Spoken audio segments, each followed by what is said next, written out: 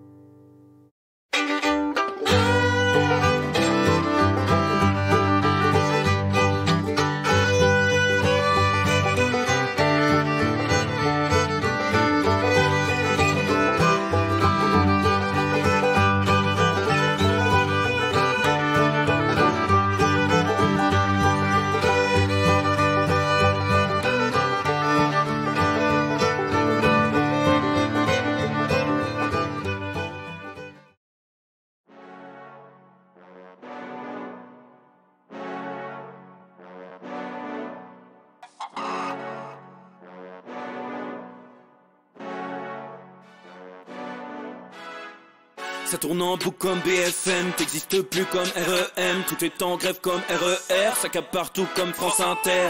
Faut pas croire tout ce qu'on dit à la télévision. Merci YouTube pour la liberté d'expression. C'est la vérité absolue, c'est de l'info et de l'actu. Si t'as un doute sur le contenu, check les sources ou le nombre de vues. C'est la vérité absolue, c'est de l'info et de l'actu. Si t'as un doute sur le contenu, check les sources ou le nombre de vues. Calme-toi Dimitri, la force tranquille, ça tape dans le mille. De midi à minuit, t'es comme les mensonges comme des quilles. Depuis qu'il y a des séances publiques, je veux plus au cirque mais à l'hémicycle. Scandale politique et médiatique, pour rien rater il faut que tu cliques. Mec c'est Rémi, le meilleur du pire en ligne de mire.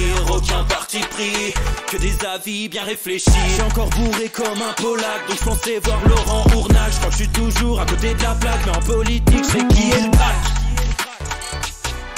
Ouais, je sais qui est le crack. Juste milieu. Je crois que je sais qui est le crack. Ça lit des kilomètres de presse sans faire un résumé express. Ça charbonne comme un chinois avec la qualité d'un bavarois. On sera en retraite après notre mort, on sera bouffé par l'inflation. Dans le doute je vais voter Voldemort pour les prochaines élections. Passe de la country à la drill sans transition. C'est pas une bonne idée de me confier cette mission. Si t'aimes pas, dégoûte pas les autres. C'est pas moi qui le dis, moi je suis le roi des pauvres. Pour réfléchir, j'ai qu'un euro, mais au moins je tomberai pas dans la fraude. Je prononce Relichesmittel comme Angela Merkel. Désolé, je fais ce que je peux, je trouve ma répartie chez Lidl. Des enquêtes exceptionnelles, pas de langue de bois et de l'humour. La revue c'est juste mensuel, les vidéos c'est juste tous les jours. Ouais, c'est juste tous les jours. Juste milieu. Regarde ça tous les jours. Juste milieu. Désolé pour mon manque de répartie. Je sais même pas ce que je débite. C'est dur la géopolitique. Ou un peu comme ma... République. Ma République, non? C'est dur la République quand même, non? Ouais? Non? Ah non, c'est mou, non? Ouais, les mecs se font chier, on dirait un peu. Ouais, c'est un peu mou. Enfin, ça dépend dans quel pays. Ouais. Bah, j'y connais pas grand chose, moi. Et c'est quoi une démocratie déjà?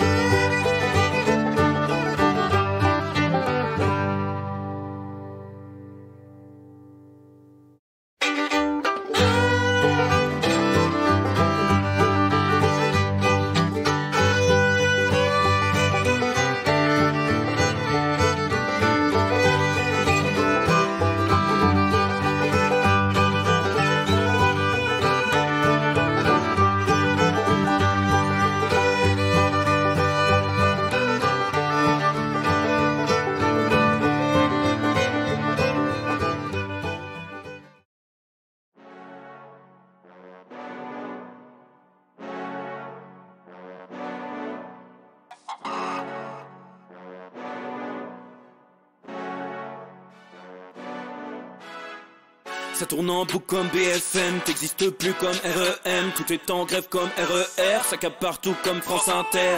Faut pas croire tout ce qu'on dit à la télévision. Merci YouTube pour la liberté d'expression. C'est la vérité absolue, de l'info et de l'actu. Si t'as un doute sur le contenu, check les sources ou le nombre de vues. C'est la vérité absolue, de l'info et de l'actu. Si t'as un doute sur le contenu, check les sources ou le nombre de vues. Calme-toi Dimitri, la force tranquille, ça tape dans le mille. De midi à minuit, t'es comme les mensonges comme des quilles. Depuis qu'il y a des séances publiques, je veux plus au cirque mais à l'hémicycle. Scandale politique et médiatique, pour rien rater il faut que tu cliques. Mec c'est Rémi, le meilleur du pire en ligne de mire. Aucun parti pris, que des avis bien réfléchis. J'ai encore bourré comme un Polac, donc je pensais voir Laurent Ournac. Je crois que je suis toujours à côté de la plaque, mais en politique je sais qui est le crack. Ouais je sais qui est le crack. Juste milieu. Je crois que je sais qui est le crack. Ça lit des kilomètres de presse sans faire un résumé express. Ça charbonne comme un chinois avec la qualité d'un bavarois. On sera en retraite après notre mort, on sera bouffé par l'inflation. Dans le doute je vais voter Voldemort pour les prochaines élections. Passe de la country à la drill sans transition. C'est pas une bonne idée de me confier cette mission. Si t'aimes pas, dégoûte pas les autres. C'est pas moi qui le dis, moi je suis le roi des pauvres. Pour réfléchir, j'ai qu'un euro, non, moi je tomberai pas dans la fraude. Je le prononcerai Lichesmittel, comme Angela Merkel. Désolé, je fais ce que je peux, je trouve ma répartie chez Lidl. Des enquêtes exceptionnelles, pas de langue de bois et de l'humour. La revue, c'est juste mensuel, les vidéos, c'est juste tous les jours. Ouais, c'est juste tous les jours. Juste milieu. Regarde ça tous les jours. Juste milieu. Désolé pour mon manque de répartie. Je sais même pas ce que je débite. C'est dur la géopolitique. Ou un peu comme ma... République. Ma République, non? C'est dur la République quand même, non? Ouais? Non? Ah non, c'est mou, non? Ouais, les mecs se font chier, on dirait un peu. Ouais, c'est un peu mou. Enfin, ça dépend dans quel pays. Ouais. Bah, j'y connais pas grand chose, moi. Et c'est quoi une démocratie déjà?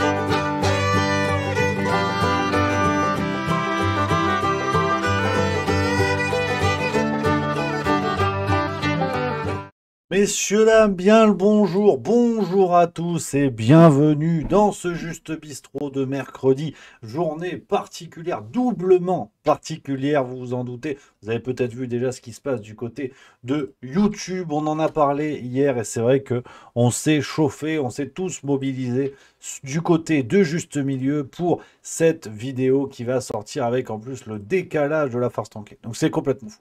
Ce qui se passe est complètement dingue. C'est un retournement de situation incroyable avec une farce tranquille qui finalement sortira vendredi. Épisode 109, c'est tourné, c'est dans la boîte, c'est prêt. Vous inquiétez pas. Mais, ce soir, émission exceptionnelle, vidéo exceptionnelle avec cette vidéo, crédit social dans l'UE, portefeuille d'identité numérique. On y est. Alors c'est vraiment, vous le savez, ce sujet qu'on a découvert ensemble, qu'on a traité ensemble sur Twitch et je voulais absolument le partager au plus grand nombre. Donc ce soir, ce sera sur YouTube. N'hésitez pas à partager, hein, les copains, je compte sur vous si vous voulez faire circuler l'info le plus possible. C'est important, là on commence à ne plus vraiment trop rigoler. Hein. Donc voilà, je compte sur vous les amis, ce sera à 18h cette vidéo. Et vendredi prochain à 19h, le nouvel épisode de La Farce Tranquille. Il n'est pas impossible, comme vous êtes sur Twitch fidèle parmi les fidèles, il n'est pas impossible que je diffuse 5 minutes. Entre nous, là aujourd'hui, 5-6 minutes, 7 minutes, 8 minutes, enfin, que je diffuse un petit bout pour vous. Voilà, en avant-première, en attendant vendredi, voilà les amis. Il n'est pas impossible. Donc, j'espère que vous, ça va, que vous êtes au taquet, que vous êtes en forme le milieu de la semaine. Est-ce que les orages, ça s'est bien passé? Du côté de Lausanne, ça a pétaradé. Je me suis dit, merde, Gérard Larcher a fait une bombe dans le lac. Il y a eu de l'eau partout. Partout. Donc, ça a pété, mais ça va. Pas de dégâts, tout va bien. Est-ce que vous aussi, ça allait avec cet orage à Cézanne? Apparemment, il y a eu des grêlons, ils ont dit, de la taille de la teub à Benjamin Griveaux. Ils ont dit, là, on n'a jamais vu ça. Jamais vu ça. Les météorologues et tout ça, ils ont dit, c'est du jamais vu. Never seen, ils ont dit. Ouais. Merde, j'en fais tomber mon café, tu vois, le con. Tu vois, genre, oh là, chute dans le peloton sur le clavier. En plus, c'est vrai que déjà, c'est pas pour ce qu'il est propre au départ. Merde, est-ce que j'ai pas les mouchoirs dans cette affaire? Si, bouge pas. Les aléas du direct. C'est incroyable ce qui se passe sur Juste Milieu. C'est fou ce qui se passe. C'est énorme les aléas du Tour de France. Tour de France aujourd'hui. Petite parenthèse, c'est vrai que ça va pas être le gros sujet du jour. Une étape où vraiment... on se fait chier une fois de plus. Étape de transition entre Clermont-Ferrand et Moulins. Alors, sans manquer de respect, hein, à ceux qui qui regardent le vélo, et ceux qui habitent là-bas surtout, ça, c'est pas une étape qui pue le cul. Non, Clermont-Ferrand, Moulins, on aime chaque ville, bien évidemment, mais c'est vrai que ça, c'est pas 50 nuances degrés. Ah ouais, ouais, mais bon, étape de sprinter, ça va finir au sprint, peut-être la quatrième victoire de Jasper Philipsen, peut-être. On va voir dans ce Tour de France. Peut-être également un Mats Pedersen, c'est possible aussi, on va voir ce qui va se passer. On regardera juste l'arrivée, voilà, les 2-3 derniers kilomètres. Il reste environ il reste 46 bornes, donc on a le temps et on va traiter pas mal de choses avec en plus aujourd'hui une émission spéciale Gérald Darmanin. Voilà, on va revenir sur ce dossier de Libération sorti le 10 juillet, on va en parler. Euh, Il y a un débat, il y a un débat parce que ce qui est révélé effectivement est gênant, bon, c'est pas, c'est étonnant. Vous allez voir, on va parler un petit peu de tout ça. Donc les copains, voilà, et puis on va parler aussi d'autres choses, d'autres éléments. On va balayer un petit peu l'actualité de ce jour, à commencer par un hommage, bien sûr. Vous avez peut-être vu ça et vous le savez, hein, en amateur du bouquin, du bon papier imprimé, là, comme ça. Hommage à Milan Kundera. Et oui, Milan Kundera décédé aujourd'hui. Aujourd'hui même, Milan Kundera, immense romancier, il est décédé hier d'ailleurs, excusez-moi, décédé hier. On sait l'incroyable légèreté de l'être, le rire, tout ça. Des grands romans, formidable romancier qui aura échappé au prix Nobel de littérature à peu près toute sa vie. Mais voilà, un hommage bien sûr pour être un petit peu dans la littérature. Voilà, ça c'est important. Donc, on va attaquer un petit peu avec une première capsule. C'est un sujet qu'on a évoqué hier ou avant-hier, si je dis pas de bêtises. Et ça continue, hein, ça continue. Alors, vous avez peut-être vu la capsule sur les réseaux sociaux, hein, celle-là. Attends, pourquoi ça bug comme ça, Twitter? Voilà. Ah, c'est pas vrai, ça bug, Twitter. Merde. Se connecter, mais je suis connecté. C'est pas vrai, ça. Regardez. Voilà. Ça ne marche pas. Est-ce que ça marche chez vous, Twitter, là? Je voulais vous montrer. Ah voilà, si. Oui et non, en fait. Ça marchote. Ça marchote. Oh là là. Quelle catastrophe, ce truc. Voilà. Donc je vous mets la capsule. Ah, ben tu vois, cette page n'existe pas. Merde. Censuré en direct. C'est quoi cette histoire? Ça marche ou ça marche pas? Vous voyez quelque chose, vous, sur Twitter? Qui secoue. Non, c'est bon. Voilà, je vous mets la capsule. Voilà. Dites voilà, ce que vous en pensez. Ce dont C'est on a parlé. Attendez, j'ai le son dans le casque. le film qui secoue le box-office américain, hein, dites-vous, à date, hein, sur toute l'année 2020. C'est le film qui secoue le box-office américain, hein, dites-vous, à date, hein, sur toute l'année 2023. En termes de recettes, il fait mieux que le nouveau Spielberg Fablesman, il fait mieux que le biopic de Whitney Houston, mieux que le nouveau volet d'Insidious, film d'horreur, moi j'ai pas vu ça, j'ai les chocottes, ou encore nouveau Magic Mike, où il y a des gens qui ont des abdos, ça je connais pas bien. En tout cas, ce film, vous l'aurez deviné, c'est Sound of Freedom, un film hein, qui s'inspire de l'histoire de Tim Ballard, ancien de la CIA, qui s'est spécialisé dans la lutte contre la pédocriminalité et l'exfiltration d'enfants en danger dans les réseaux pédocriminels de ce monde. Alors, Le Parisien a fait un article pour nous parler de ce film. Ils disent « Le sujet principal du film, le trafic sexuel d'enfants, est évidemment lié à de grandes théories du complot où les élites mondiales dirigeraient le monde et auraient établi un grand réseau de trafic sexuel. » Et ils nous disent aussi que le film ne doit pas sortir en France, malgré les demandes de certaines personnes, comme l'animateur de télévision Carl Zero. Voilà, donc ça marche aux États-Unis, ça ne doit pas sortir. Du coup, est-ce qu'on peut parler d'un choix de ne pas le diffuser en France ou de... je sais pas, fact-checker, faites votre boulot, SVP. Voilà. Hein, vous avez vu, on en a parlé de ce sujet, mais ça continue, et c'est surtout que ça continue aux États-Unis à marcher dans le box-office, et en France, non. En France, ils ont dit non. Tous les autres films qu'on a cités et qui ont fait moins de recettes que The Sound of Freedom, tous ces films-là ont été diffusés en France. Donc, c'est comme ça. C'est comme ça, il faut... c'est la vie. C'est la vie, c'est la vie. Donc voilà, je prends un petit peu les messages du chat. Ah, bien sûr que c'est Marie, je rattrape les dossiers, Marie qui est là. C'est coup d'État, chez Juste Milieu. On a chassé Edouard, c'est fini. Non, voilà. C'est gagné. C'est là. La troisième tête du monstre Juste Milieu. Et là, voilà, c'est magnifique, du plaisir. C'est important. On le dit. Coucou Marie, nous dit Miss Dean. Voilà, sans tu vois. Bonjour à tous. Il n'y a pas à chier, voilà, on y est. Hein. On y est. Twitch qui nous dit quand dira-t-on enfin que l'Ukraine est l'une des plus grandes plaques tournantes de la pédocriminalité? Ah non. Ah, c'est ce que dit Le Parisien, hein. Je vous relis l'article, c'est ce que dit Le Parisien. C'est un des rares médias français à en avoir parlé. Et ils ont dit, tu vois, alors, bougez pas. Je vous retrouve l'article. Ouais, non, il y a Nice Matin aussi. Et Le Parisien qui en a parlé. Et eux, ils ont dit, apparemment, c'est pas bien, hein. Ouais. Sound of Freedom, c'est quoi ce film qui agite la complosphère et qui cartonne au box-office américain? Et Papcom 5 qui nous dit, hein, Rémi, pour ce film, Netflix, Amazon, Prime Video, Disney ont refusé de mettre ce film sur leur plateforme. Ça, c'est énorme. Ça, je ne le savais pas. C'est zinzin. C'est zinzin. Voilà, si jamais tu as une source, je suis preneur. Vous connaissez, moi, je fais toujours, parce que sinon j'ai peur après Rudy et tout. Et là, ils ont dit, tu vois, c'est très intéressant, hein. Le sujet principal du film, le trafic sexuel d'enfants, est évidemment lié à de grandes théories du complot où les élites mondiales dirigeraient le monde et auraient établi un grand réseau de trafic sexuel. En fait, ça n'existe pas. C'est faux. D'ailleurs, à y être, je me suis dit peut-être un petit peu bêtement, mais à y être, si tout est faux, pourquoi ils ne mettent pas ce film dans la catégorie science-fiction? Comme ça, c'est clair, tu vois. Je veux dire, Star Wars, on sait que tout est faux. Mais au moins c'est clair, tu vois. À la limite qu'ils le diffusent, ils vont gagner du pognon. Là, c'est bizarre, ils s'assoient sur un paquet de pognon, c'est quand même curieux. C'est pas le genre de la maison dans le cinéma, tu vois. Donc c'est marrant, parce que le cinéma, c'est quand même ce monde formidable où est né le courant MeToo et Balance ton porc, tu sais.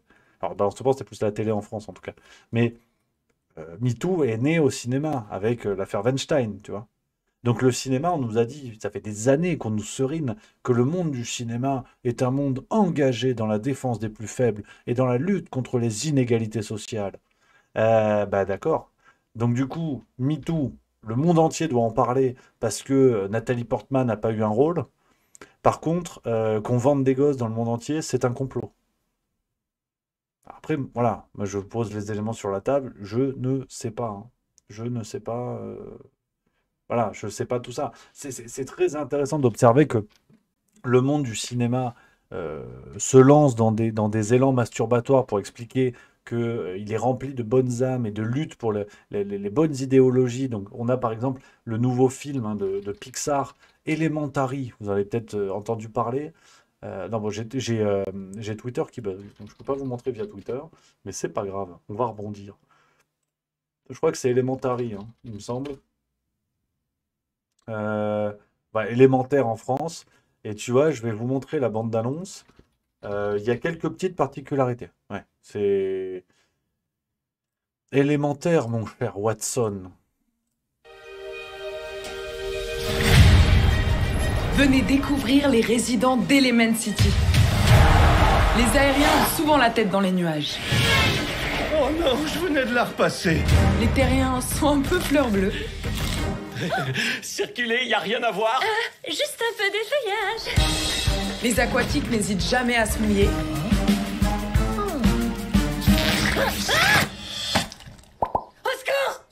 Et nous, les flamboyants, votre commande! On est tout feu, tout flamme. Cette boutique est le rêve de notre famille. Et un jour, elle sera à toi. Mais nous cohabitons grâce à une règle d'or. Les éléments ne se mélangent pas. D'où il sort? Oh, en plus, la tuyauterie m'a déformé. Dingue. Ah, là c'est mieux. Donc tu n'es jamais sorti de Firetown? Désolé, on n'est pas compatibles. Mon père te ferait bouillir à feu vif. Mais de quel droit les gens peuvent te dire ce que t'es censé faire ou pas? Suis-moi! Voilà, bon, vous avez compris, hein, le discours, qui n'est pas une grande nouveauté chez Pixar, effectivement. L'acceptation de l'autre, la différence, l'acceptation de la différence, la mixité, la tolérance. Bon, ça, on a compris. Merci à Jebin qui vient de sub, c'est le deuxième mois, merci beaucoup. Pixar et par ricochet Disney aujourd'hui. Voilà, ces jolis messages de tolérance pour être tout le temps du bon côté du peigne. Mais c'est peut-être un poil fastoche. Quand on voit un film comme Pocahontas, hein, les bonnes valeurs, bon, Voilà, elles sont malléables, on va dire. On va pas réécrire l'histoire, mais elles sont malléables. Et c'est surtout qu'Elementary, si je dis pas de bêtises, c'est distingué par une histoire de pronoms et de tout ça. Voilà. Hein. Apparemment, ce serait le premier film sans avoir un personnage non binaire et qui utilise le pronom Yel. On en a parlé de cette histoire-là. Donc, tu vois, voilà, le premier personnage non binaire de Pixar, voilà, qui utilise le pronom eux, tu vois. Voilà. Donc pourquoi pas, tu vois, pourquoi pas. Mais juste pour accepter, enfin, je veux dire, au moins que ce soit clair, qu'ils nous disent, voilà, le cinéma, en tout cas les grandes majors américaines, ont pour objectif de diffuser des idéologies, certaines idéologies choisies et défendues. Et en l'occurrence, le message porté par Sound of Freedom, ce qui est quand même un film inspiré de faits réels, comme on dit souvent, donc qui est aussi fictionnel, ça, il faut l'interdire, parce qu'il ne faudrait pas que les gens pensent que, tu vois. Alors que il y a beaucoup de films, et souvent américains, hein, où il est bien que les gens pensent que, tu vois. Il faut sauver le soldat Ryan. Est-ce que là, on est dans la propagande ou on n'est pas dans la propagande? Je dis pas que c'est bien, je dis pas que c'est pas bien. Mais ça devient ridicule. Hollywood qui fait des leçons à longueur de film, à longueur de promotion, et envoie des films. On se rappelle quand même de Babylone, le dernier film de, comment qui s'appelle, là, celui qui a fait La La Land, là, Damien Chazelle. C'est ça, Chazelle. Damien Chazelle. On se rappelle de Babylone, où ça prend de la coke sur les seins des meufs qui sont tout à poil, tout le monde s'encule dans les coins. Il y a quand même un mec qui viole une mineure, tu vois. Et Babylone, on te dit, c'est super en fait. Babylone, c'est génial. Et Babylone, voilà. Là, on vient pas t'expliquer c'est bien, c'est pas bien. T'as un message, on te met sous le pif, presque comme un aveu de regarder ce que fait Hollywood, et au fond, on vous emmerde en fait. Par contre, Sound of Freedom, c'est pas bien. Non, mais voilà, après, voilà, je sais pas qui s'occupe des réglages, qui s'occupe de la grille de lecture, mais c'est pas évident, hein. C'est pas simple à suivre. Merci à Scordied qui vient de subprime, merci beaucoup cher ami, et je bine, j'ai déjà dit, c'est le deuxième mois, mais je le redis. Donc, au bout d'un moment, c'est ridicule. On fait des liens entre Sound of Freedom et Canon, le complot, de choses comme ça. Mais je veux dire, bien sûr, les réseaux pédocriminels n'existent pas en fait. Voilà. Bien sûr, évidemment, évidemment. L'affaire du trou, voilà, non, en fait, non. Voilà, ça n'a jamais existé. Donc, c'est complètement sidérant de bêtises. Et c'est le discours en ce moment, je vous avoue, j'en discute souvent avec moi-même. Et globalement, je suis d'accord. Ils sont acculés. Je trouve qu'ils sont acculés. Alors, on a envie de dire qu'ils aillent tous se faire acculer, ça c'est vrai. Mais en ce moment, je trouve que ceux qui incarnent les élites et qui sembleraient avoir les manettes entre les mains sont acculés. Et tout va trop vite. On sent que quelque part ils accélèrent la grille de lecture, hein. Que ce soit avec cette histoire de portefeuille d'identité numérique jusque, jusqu'à l'aspect ta gueule le banjo, jusqu'à l'aspect comment dire, idéologique de ce qu'ils proposent dans les domaines culturels, médiatiques et autres. Ça se voit en fait, les ficelles sont de plus en plus grosses et donc ça part dans tous les sens. On voit Brigitte Macron qui est à un sommet, là au sommet de l'OTAN, c'est la seule compagne d'élus. Alors je peux pas vous montrer sur Twitter, ça bug, là, fait chier. C'est la seule qui est là, on ne sait pas pourquoi. On a Zelensky avec des photos que vous avez sûrement vues. Je vais essayer de vous les montrer, mais j'ai Twitter qui marche pas très bien. Ah si, ben voilà, c'est cool. Regardez, cette photo, si je clique, voilà, ça marche. D'un Zelensky complètement esselé, donc au sommet de l'OTAN. On voit, tout le monde se serre la main, ça rigole, ça sourit. Ces gens-là qui envoient des gens se faire massacrer, quelles que soient les nations, le mec est tout seul. Le Playmobil est tout seul, en fait. Donc tout ça se voit. Et quand des gens essaient, à tort ou à raison, avec des éléments bien sûr discutables, le studio qui propose euh, le film Sound of Freedom est effectivement un studio partial qui défend une ligne idéologique. Ça, c'est clair et net. Mais et là, on vient expliquer que ce film n'a pas sa place parce qu'il ne faudrait pas que les gens pensent que. Qu'est-ce que ça veut dire? Qu'est-ce que ça veut dire? Donc, les ficelles sont de plus en plus grosses, tout s'accélère. L'Union européenne veut un crédit social pour la fin 2025 et ça ne tient plus. Pour continuer un petit peu sur Sound of Freedom, j'ai vu un article qui est évoqué par le Parisien. Bah bon, il démontre le truc, tu vois, avec des éléments, voilà, c'est génial. On a quoi, hein, il y a un passage qui est formidable. Faut que je vous le retrouve. Donc là, bon, c'est du complot forcément.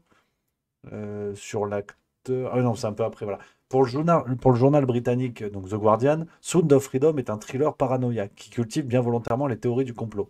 Si The Guardian concède que le film trouve bien un public important grâce à un film qui n'a rien d'insensé, alors déjà, enfin, en plus c'est écrit avec le cul, mais bon, ça c'est une chose, qui n'a rien d'insensé et suffisamment convaincant, les intentions derrière le film cachent un véritable déni.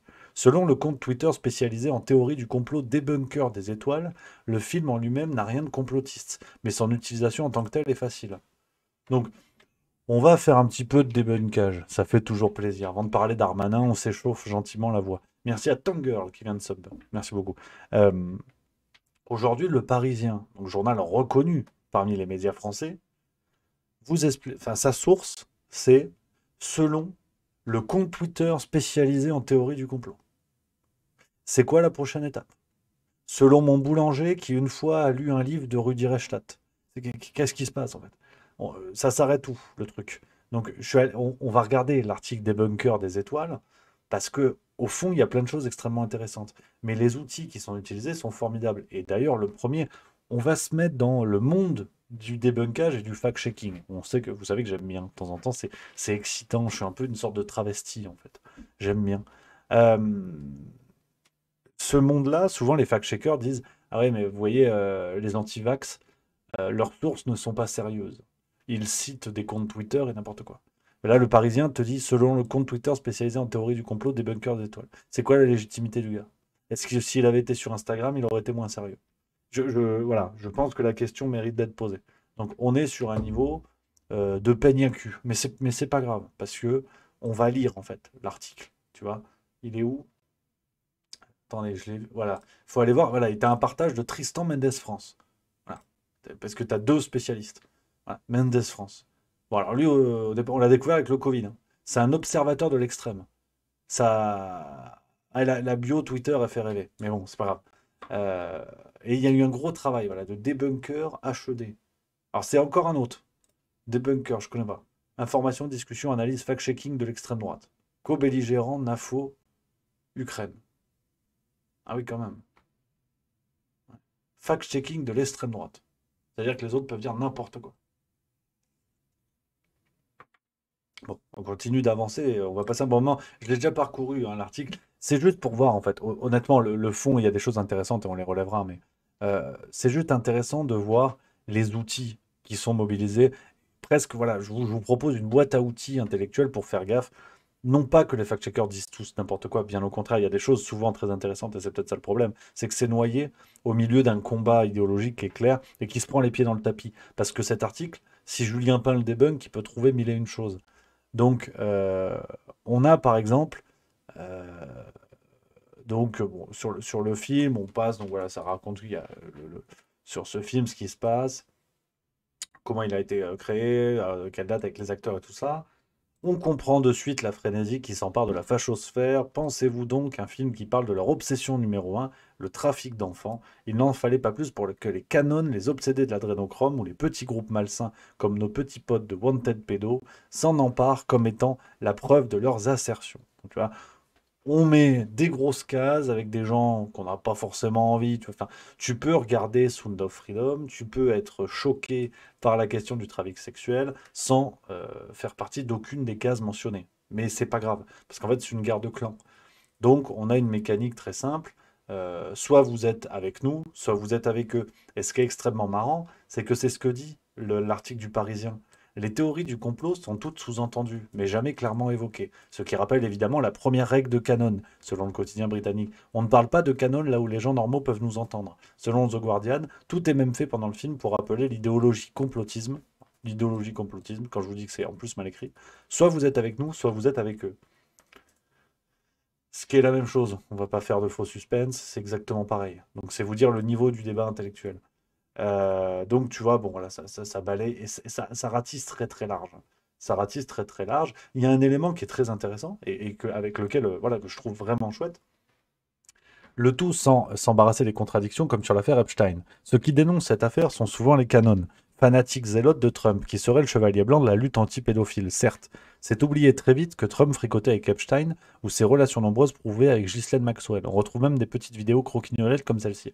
Et ça, c'est très intéressant. Ça, je trouve ça vraiment intéressant parce que c'est vérifiable. C'est-à-dire que quand on dit regardez les photos de Bill Gates à côté d'Epstein, c'est une preuve, il faut avoir on va dire la bonne foi intellectuelle d'en dire la même chose pour Trump. Parce que Trump aussi, il y a aussi des éléments de ses liens avec Jeffrey Epstein. Donc c'est là où en plus ce travail de débunkage, comme ils disent, est très intéressant parce qu'il n'est pas complètement faux. Et si on rejette la guerre des clans dans ce truc-là, il faut l'accepter. Il est tout à fait vrai et vérifiable que Trump avait des liens avec Epstein. Donc en faire le chantre de la lutte contre la pédocriminalité, il faut être méfiant. Je ne suis pas en train de vous dire que on est à un même niveau qu'Hunter Biden, mais il faut quand même rester méfiant sur ça. Donc on continue sur l'article, hein, ça parle donc de Tim Ballard, la personne qui a inspiré le personnage dans Sound of Freedom. Alors, je rebondis sur Trump parce que je me doutais que ça allait vous faire réagir. Twitch chat, putain, j'y arrive pas, qui me dit sans oublier les contextes de la photo. Bien sûr, mais ça, et là, on va être dans l'huile essentielle de juste mieux, comme ça arrive parfois. Ce qui est intéressant, et c'est exactement, en fait, je vous passe le truc, parce que l'article est relativement long, il y a des choses très intéressantes hein, sur un peu, voilà, le studio, quel est ce studio, qui il y a derrière, quelles sont les visées politiques et tout ça. Et il y a vraiment des éléments à prendre en compte, hein, clairement. Je vous partage le lien et vous regardez si vous avez envie. Euh, Ce qui est intéressant, et c'est ce que je trouve cool des deux côtés, en fait, c'est que euh, quand il s'agit d'une attaque contre notre propre camp, on devient tout de suite beaucoup plus méfiant, beaucoup plus prudent. On a moins tendance à coller les événements entre eux et dire, vous voyez, on a raison. Debunker des étoiles, ce qu'il fait, s'il l'applique à plein d'autres films, en allant regarder ce qu'il y a dans les studios, qui il y a, quels sont les problèmes des gens qu'on peut trouver. Par exemple, vous prenez le réseau Weinstein, tant qu'on est encore dans le cinéma, combien de gens encore à l'œuvre aujourd'hui, parmi les producteurs, les scénaristes, les acteurs, les je sais pas quoi, lui serraient la pince avec des grands sourires il y a quelques années. Moi, j'aimerais beaucoup que les débunkers fassent ce boulot-là.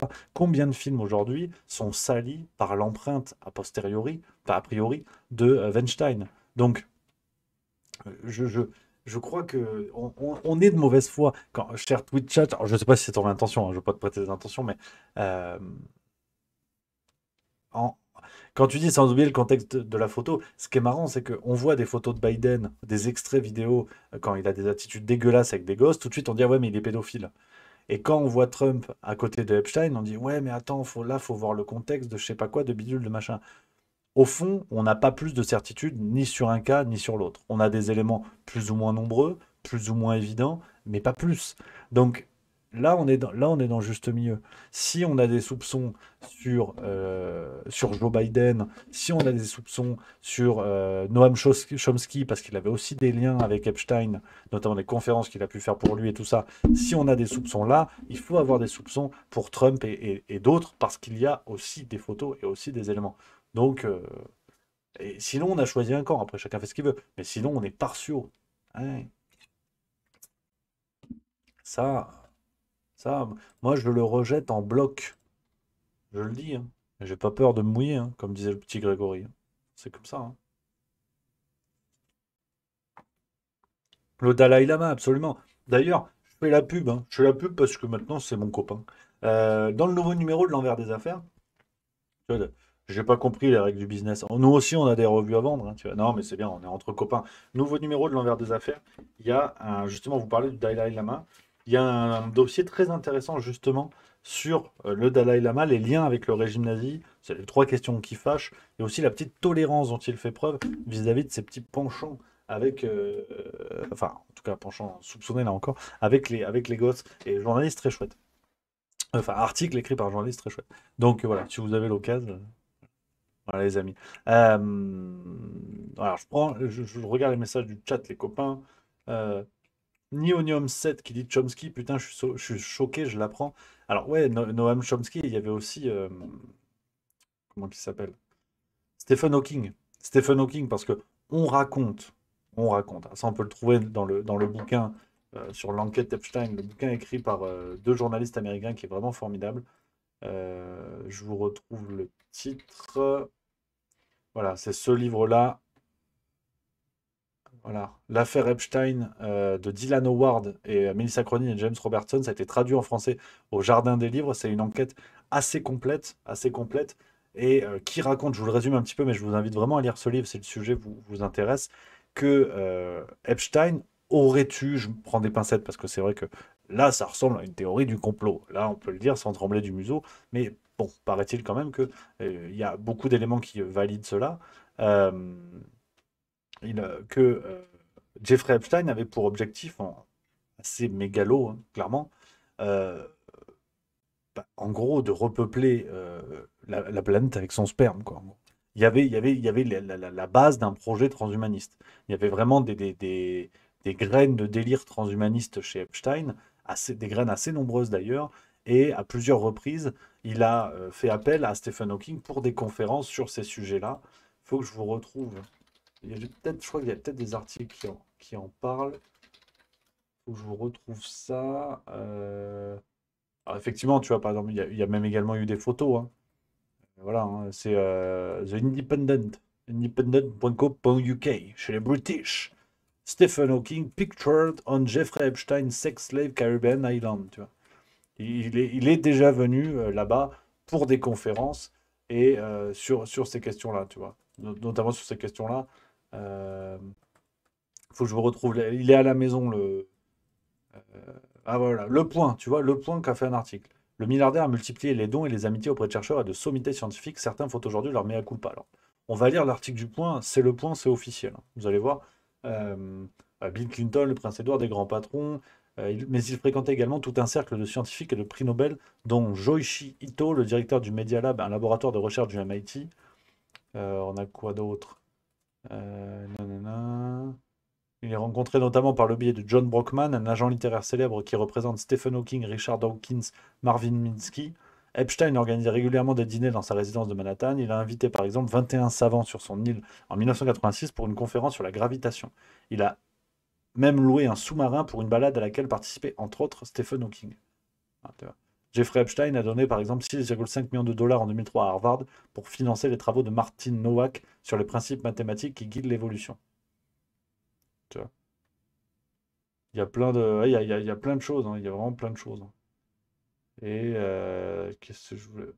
Voilà, voilà, c'est ça que je vous disais. Selon une enquête du New York Times, il était fasciné par le transhumanisme, le mouvement qui milite pour l'amélioration de la race humaine par le biais de l'intelligence artificielle et de la technologie.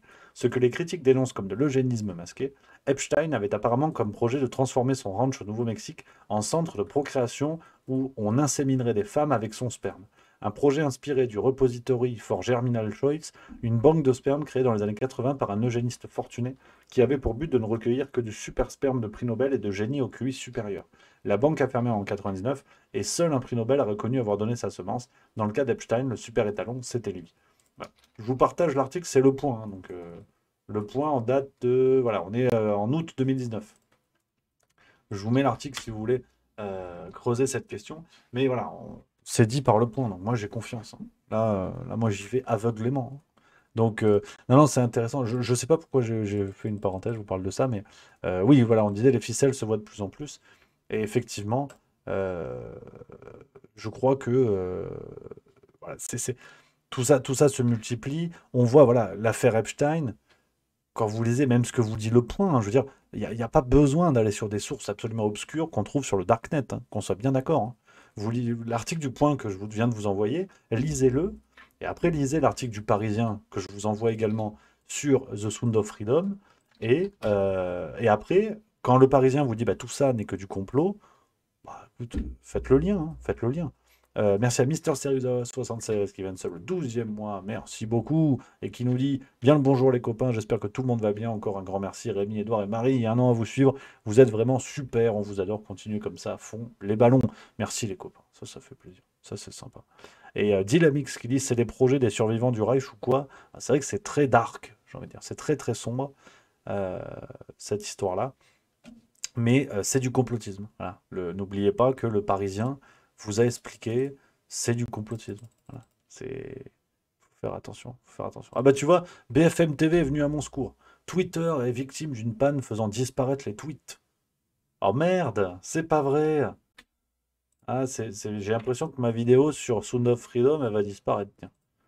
Ouais, apparemment, ouais, oh, c'est bizarre. J'ai tous mes tweets, mais pas Sound of Freedom. C'est dingue. Ah si, encore, ça a l'air d'aller. Bon, je sais pas. J'ai été complotiste, excusez-moi. Excusez-moi. Donc voilà un petit peu les amis, ce qu'on pouvait dire là-dessus. J'ai complètement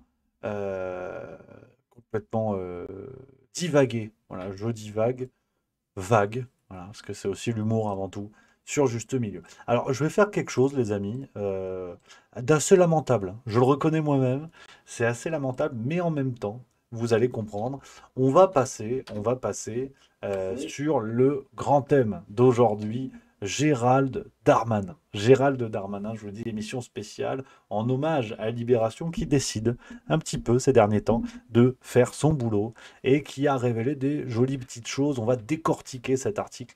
C'est celui-là, regardez la couve déjà qui est magnifique, hein, une tête. Ils ont dû lui dire, tiens, fais une tête de con. Non mais vas-y, fais une tête de con. Non mais Gérald, fais une tête de con. Et du coup, bon, ils ont pris cette photo. Et bon, dossier assez intéressant. On va parler un petit peu de tout ça. Mais je vais faire un truc bizarre. C'est que on a déjà parlé de tout ça. Et ce qui est fort, c'est que Gérald Darmanin est un salaud universel qui traverse le temps. Un salaud intemporel. Et ça, c'est fort. Parce qu'en fait, il y a 4 mois, en février 2023, on avait déjà fait une séquence spéciale Darmanin. Je veux juste vous mettre les 5-6 premières minutes. En plus, c'était sur Twitch. Donc vous allez voir, l'illusion va être parfaite. Je veux juste vous montrer ça pour rattraper les dossiers et voir que... Voilà, on va le mettre en contraste avec ce que fait Libération. Il y a un côté révélation le lendemain, quoi. Le lendemain de la fête. Il y a un côté résistant de 46. Mais c'est déjà pas mal. Voilà ce qu'on se disait il y a 4 mois sur Twitch. Petit saut en arrière. J'avais les cheveux un petit peu plus courts. Ah, ça, c'est vrai, voilà. Je vous laisse juger. Regardez. L'illusion... Hop. T'as vu? L'illusion est parfaite. Qui me gonfle tous, globalement, en ce moment. Gérald Darmanin, palme d'or de la saloperie politique. Mais cet homme est ahurissant. Porte-parole du gouvernement. Ce que vous venez de faire, c'est super.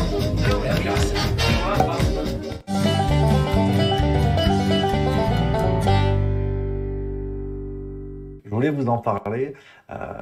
Vous avez quand même, vous l'avez sûrement observé, ça fait quelques semaines, et même plus que ça en fait, parce qu'il utilise ça depuis plusieurs années, ça fait un paquet de temps que Gérald Darmanin s'est fait une spécialité de parler de sa maman. Attention, pas de blague, hein, parce que... effectivement, peut-être que Madame Darmanin aura une retraite pénible. En même temps, je ne sais pas ce qui est le plus pénible entre sa retraite et être la mère de Gérald Darmanin. Ça, je ne sais pas. Mais vous l'avez sûrement entendu peut-être dans les médias. Je vais vous retrouver quelques séquences où le ministre de l'Intérieur, Gérald Darmanin, n'hésite plus à brandir sa mère pour défendre sa politique à la con. Tu vois. Regardez ces deux séquences, par exemple, qui sont séparées de 4 ans. Quand même. Ma maman qui, elle, est obligée de travailler jusqu'à plus de 67 ans pour avoir une retraite à peu près convenable et pouvoir se loger à peu près correctement. Aujourd'hui, ma mère, pour qu'elle ait une retraite à taux plein, pour qu'elle vive dignement, il faut qu'elle travaille jusqu'à 67 ans. Ma maman qui, voilà. elle, est donc, obligée de travailler... Le monsieur te brandit la maman. Tu vois, par exemple, là encore... Je ne parle pas à ma maman qui... Donc elle a des gros discours, Madame Garrido, mais elle ne parle pas à ma maman qui, elle, est obligée de travailler jusqu'à plus de 67 ans pour avoir une retraite à peu près convenable et pouvoir se loger à peu près correctement parce qu'elle n'est pas propriétaire de son patrimoine. Moi, je ne suis pas de la famille de Monsieur Mélenchon. Monsieur Mélenchon, il a un patrimoine, il est millionnaire. Je suis très heureux pour lui parce que moi, je suis pas jaloux. Moi, je suis pas millionnaire et j'ai pas de patrimoine. Mais je veux dire que ce que m'ont légué mes parents, c'est le culte du travail et du mérite et de l'effort. Et peut-être que ça me donne une petite façon de leur dire arrêtez votre hypocrisie, arrêtez parce que ça se voit trop. Voilà. Gérald Darmanin déjà qui appelle à arrêter l'hypocrisie. Bon bah là, hein, c'est Rocco Siffredi qui pousse à la sympathie des préliminaires.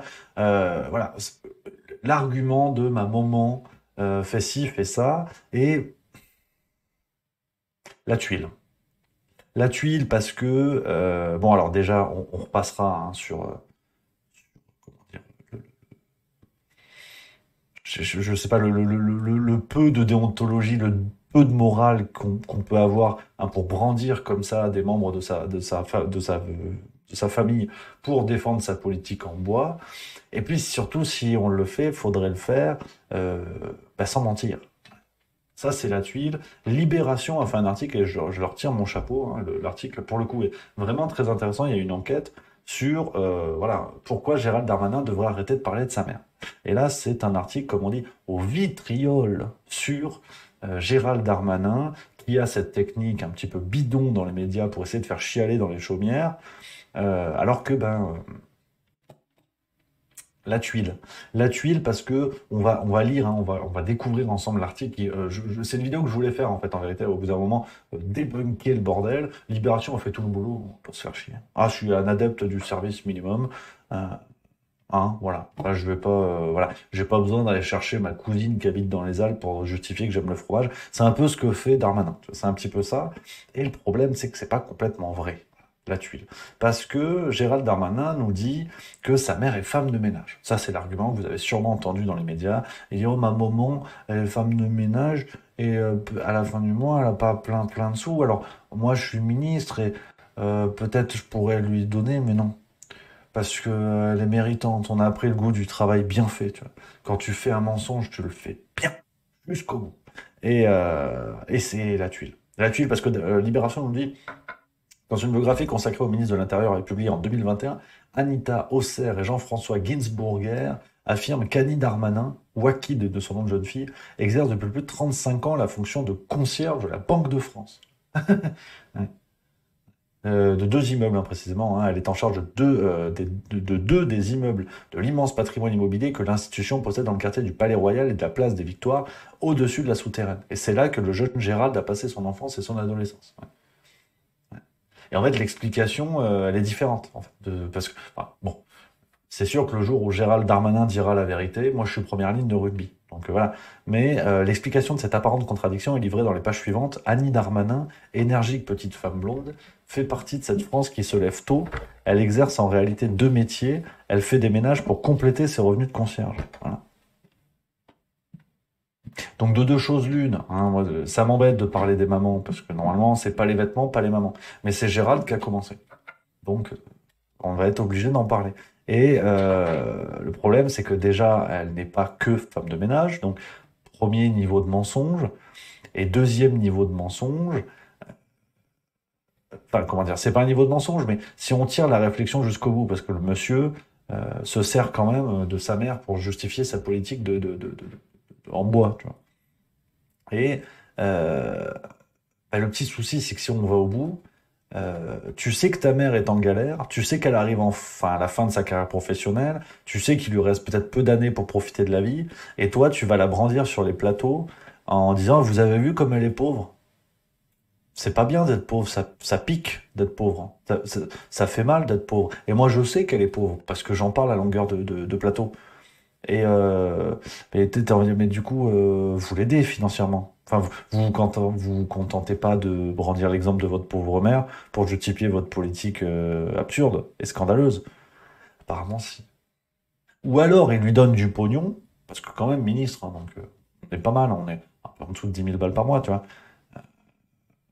Ou alors, il lui donne du pognon, et auquel cas, il vient quand même utiliser l'exemple de sa mère pour faire chialer dans les chaumières, alors que ça n'est pas vrai et qu'il l'aide financièrement. Tu vois. Je sais pas à quel point c'est une ordure, en fait, dans ce comportement-là. Mais c'est vrai qu'on n'avait pas beaucoup attendu. Mais Gérald Darmanin, il n'est pas bijoutier, mais il commence à enfiler une sacrée collection de perles, quand même. Parce que on est pas mal. Hein. On est passé sur beaucoup de choses le concernant. L'affaire du Stade de France. Quelqu'un a des nouvelles? Le Stade de France, ça existe. Ça, on a fixé. Ça, on peut le dire. Par contre, sur le reste, le mec est toujours là. Hein. Il y a rien qui ne l'a secoué. Cette espèce de Sarkozy de Wish. Alors, c'est sûr que de Sarkozy, il n'a pas pris l'habileté politique, il a gardé le sens du scandale. Ça, c'est vrai. Mais les supporters anglais, quand même, les amis. Enfin, je pense, il faudra faire un classement un jour. Attention, on fera des votes. Hein. Mais je pense que c'est l'un des plus gros mensonges de l'ère Emmanuel Macron, c'est cette histoire de supporters anglais. Mais vraiment, c'est-à-dire que je le mets dans le top 3 en termes de mensonges médiatiques. Enfin, t'as des vidéos, t'as comment dire, des caméras de vidéosurveillance, quoi. Et le mec te dit non, c'est supporters anglais. D'accord. Et puis t'as ça, t'as les accusations. On en parlait il y a quelques, je crois que c'était la semaine dernière, on en parlait. Mais Gérald Darmanin, récemment, le tribunal a levé l'enquête qui pesait sur lui, parce que l'idée était de savoir, par rapport à une plaignante qui s'appelle Sophie Patterson, qui l'accusait de viol, et l'enquête portait sur ça. Mais par contre, ce qui a été reconnu, et on n'en parle que trop peu, mais ce qui a été reconnu, c'est que Gérald Darmanin a utilisé sa position de pouvoir pour obtenir des faveurs sexuelles. Ça, c'est acté. Ses avocats l'ont reconnu.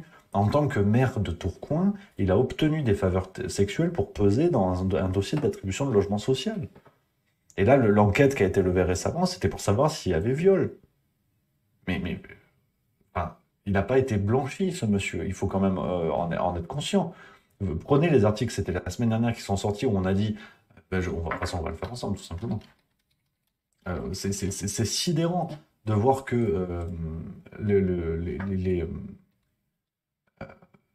comment dire, le traitement médiatique de ça a occulté, pour moi, la partie la plus importante. C'est ça, Ouest France, hein, donc le 24 janvier, ça c'était il y a même 2 semaines quasiment. Accusation de viol contre Gérald Darmanin, le non-lieu en faveur du ministre est confirmé. La Cour d'appel de Paris s'est prononcée sur une accusation de viol visant le ministre de l'Intérieur Gérald Darmanin. Elle a confirmé le non-lieu en faveur du membre du gouvernement, accusé par 2 femmes de viol et d'agression sexuelle, et alors que l'enquête avait été classée dans l'autre accusation. Gérald Darmanin ne devrait donc vraisemblablement pas être poursuivi dans ces 2 affaires. Voilà où on en est, quoi. Voilà où on en est. C'est un truc de dingue. Selon la plaignante, Gérald Darmanin exigeait d'elle une relation sexuelle en échange d'un appui, alors qu'il était chargé de mission au service des affaires juridiques du principal parti de droite, l'UMP, devenu aujourd'hui les Républicains. Elle souhaitait alors faire réviser une condamnation de 2005 pour chantage et appel malveillant à l'égard d'un ex-compagnon. Selon elle, il lui avait fait miroiter lors d'une soirée son possible appui via une lettre qu'il s'engageait à rédiger auprès de la chancellerie. La plaignante et le ministre reconnaissent tous les deux un rapport sexuel. C'est ce que je vous explique. Et le Ouest France le dit. Mais Sophie Patterson-Spath estime avoir été contrainte de passer à la casserole avec Gérald Darmanin quand celui-ci, alors âgé de 26 ans, lui aurait dit « Vous aussi, il va falloir m'aider ». De son côté, le ministre de l'Intérieur affirme avoir cédé au charme d'une plaignante entreprenante. Ce sont les mots de Darmanin. Je ne sais pas si vous vous rendez compte, quoi. Et c'est passé comme une lettre à la poste. Il n'y a eu aucun souci. Le mec... L'illusion est complètement dingue. Vous avez vu, c'est bluffant. Ah non, c'est franchement la technique, rien n'a changé, hein. Le poil, la barbe, le mec est le même. Non, c'est Steven Spielberg ne m'aurait pas craché à la gueule. Franchement, c'est quand même quelque chose. Donc, petite séance de rattrapage sur ce qu'on s'était déjà dit il y a 3 mois. Petite séance de rattrapage. Et c'est vrai que, bon, on n'est pas en phase de D'Artagnan. Non, mais je suis désolé de le dire, hein, mais c'est pas la folie. C'est pas la folie. Et Libération nous a fait une enquête aujourd'hui. Alors, je leur tire mon chapeau parce que c'est vrai qu'on se plaint souvent de médias qui font pas le taf. Là, en l'occurrence, on a quand même quelque chose d'intéressant. Vous inquiétez pas, ce que je vois, il y a même des gens qui demandent. Je garde un œil sur le Tour de France, il reste 11 bornes, ça va se finir au sprint, il se passe plus rien, il n'y a plus d'échappée, il n'y a plus rien. On va commenter les 2 derniers kilomètres pour le plaisir. Voilà, Herbert Léonard. Et voilà. Mais on va commencer avec ce dossier qui est assez complet, hein, regardez. Donc ça, c'est la couve, et on a 4 pages. On a 4 pages, en gros, sur Darmanin qui résume un petit peu tout ça. Il y a quelques petites pépites en plus, mais c'est vrai que je vous donnerai mon ressenti après. Je vous fais un petit teasing, je vous donnerai mon ressenti après. Je suis un petit peu partagé sur ce que tout ça finalement dit de la perception de nos affaires. Alors, petite parenthèse aussi, on est en roue libre un peu là, on arrive sur la fin de la semaine. C'est vrai qu'il y a... parenthèse, ça me fait marrer parce que j'ai mes potes qui m'ont dit la même chose. Kileios dans le chat qui dit « Hors sujet Rémi, tu ressembles à Laurent Garnier, c'est dingue ». Et Laurent Garnier, c'est un DJ, pour ceux qui connaissent, comme Bob Sinclair, David Guetta et Cookie Dingler. Et c'est vrai que la dernière fois, j'ai une copine qui m'envoie une vidéo qui me dit « Mec, c'est toi quand tu seras daron ». J'ai dit « Non, mais qu'est-ce que c'est que ça ?» C'est bluffant. Je vous montre la vidéo pour la blague, parce que c'est vrai que je sais pas ce que vous en pensez, mais il y a un délire. Hein. Je vous regardez. Tu veux clapper? C'est le monsieur à gauche qui est seul sur le canapé. Ah, il clappe bien. Il y a du métier. C'est un clapeur. Hein. Salut Laurent. Ça va? Ça va, toi, meet and greet? Ouais. Salut. Bon, parce que la dernière fois qu'on s'est vu, tu faisais des burgers. Du coup, qu'est-ce que tu deviens depuis quand même? Depuis les burgers? Ouais. Ah ben j'ai fait à manger pas mal pendant le Covid parce que je pouvais pas faire grand chose d'autre. C'est-à-dire que mon boulot s'est arrêté assez brusquement, on va dire. Et c'est vrai que j'ai toujours besoin de voir un peu de monde et comme j'ai un pote qui avait... Je sais pas ce que vous en pensez, mais je trouve qu'il y a quand même un peu un délire. Ça m'avait fait marrer. Et en vrai, plutôt beau gosse. Hein. Si je suis comme ça à 50 berges, je signe tout de suite. Hein. Déjà qu'à 29, c'est pas la folie. Non, mais il y a un délire, tu vois. La coiffure, le petit bidon, un petit peu quand même. La bouille, les yeux, comme ça rit beaucoup, tu vois. Non, mais il y a un truc. Hein. Alors après, il faut que j'appelle ma mère parce que, allô maman, hein, quand tu t'es dit, tu t'es fait une platine, c'est quoi? C'était vraiment le vinyle ou qu'est-ce qui se passe, maman? Parce qu'il faut qu'on parle. Hein. Parce que, attention, comment ça, tu te laves les cheveux au garnier? Comment ça, maman? Ah ouais, non, mais je vais mener mon enquête. Je vais mener mon enquête. Il y a un truc. Enfin, voilà. Rien à voir. Voilà. Rien à voir. Mais ça fait toujours plaisir de partir en cacahuète. Voilà. Rien à voir avec le saucisson. Mais voilà, les amis. Laurent Garnier, peut-être mon père caché. Ça, c'est pas impossible. Alors, il y a Froggy and Kenobi qui dit désolé Rémi, mais peut-être le talent musical en moins. Ah, ça, c'est sûr et certain. Ça, je vous le signe tout de suite. Je ne sais pas jouer d'un seul foutu instrument. Ah ouais, non, c'est... Même le clavier d'ordinateur, franchement, c'est pas Mozart. Ah ouais, non, c'est hallucinant. J'ai aucun talent. J'aime la musique, mais je n'ai aucun talent musical. Voilà. Même à l'école, hein, tu sais, en cinquième, je sais pas pourquoi tu fais de la flûte. Bon, voilà. Moi, c'était la flûte en chantier. Ah, je suis pas portugais au départ, mais c'était nul. Hein. C'était nul. Hein. Quand même 4 suicides dans mes profs de musique. Hein. C'est beaucoup. Hein. C'est beaucoup. Hein. Donc, non, c'est hallucinant. C'est hallucinant. Mais moi, j'aime quand même la musique. Ça, j'aime quand même beaucoup. Donc, c'est chouette. Les copains, on continue à papoter légèrement comme ça. Puis, on fera dans l'ordre. On papote, on finit les 2-3 bornes du Tour de France et on prend l'article de Libération dans l'ordre. Sinon, ça va être décousu. Et moi, j'ai une qualité client à respecter. Au bout d'un moment, je peux pas me permettre. Enfin, on n'est pas, on n'est pas chez Rudi Reichstadt. Tu fais pas n'importe quoi. Non, mais il y a un minimum de standing. I'm still standing, Elton John, qu'on embrasse bien sûr.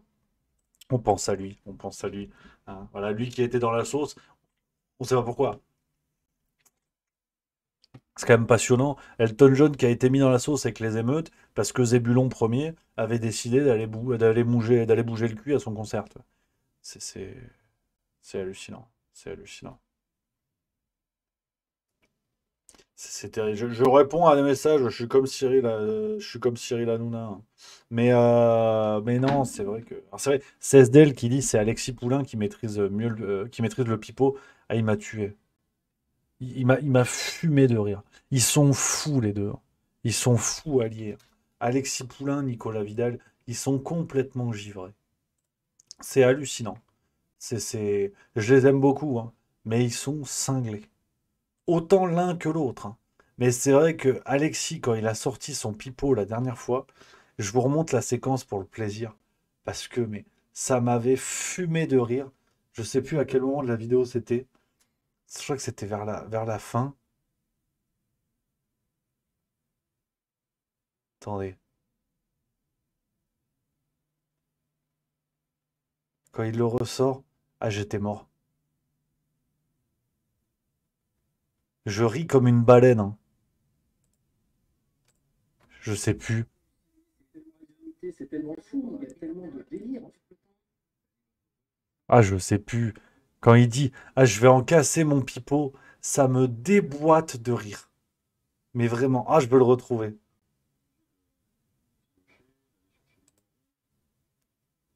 Ah, je sais plus. Je l'ai plus, les amis. Je sais pas si quelqu'un sait quand c'était cette affaire. Ah, ça me tue.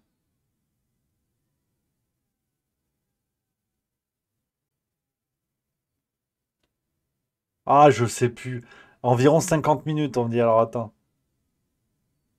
Ça doit être ça. Attendez, j'enlève le son du Tour de France. Il reste 5 km. On regarde ça gentiment.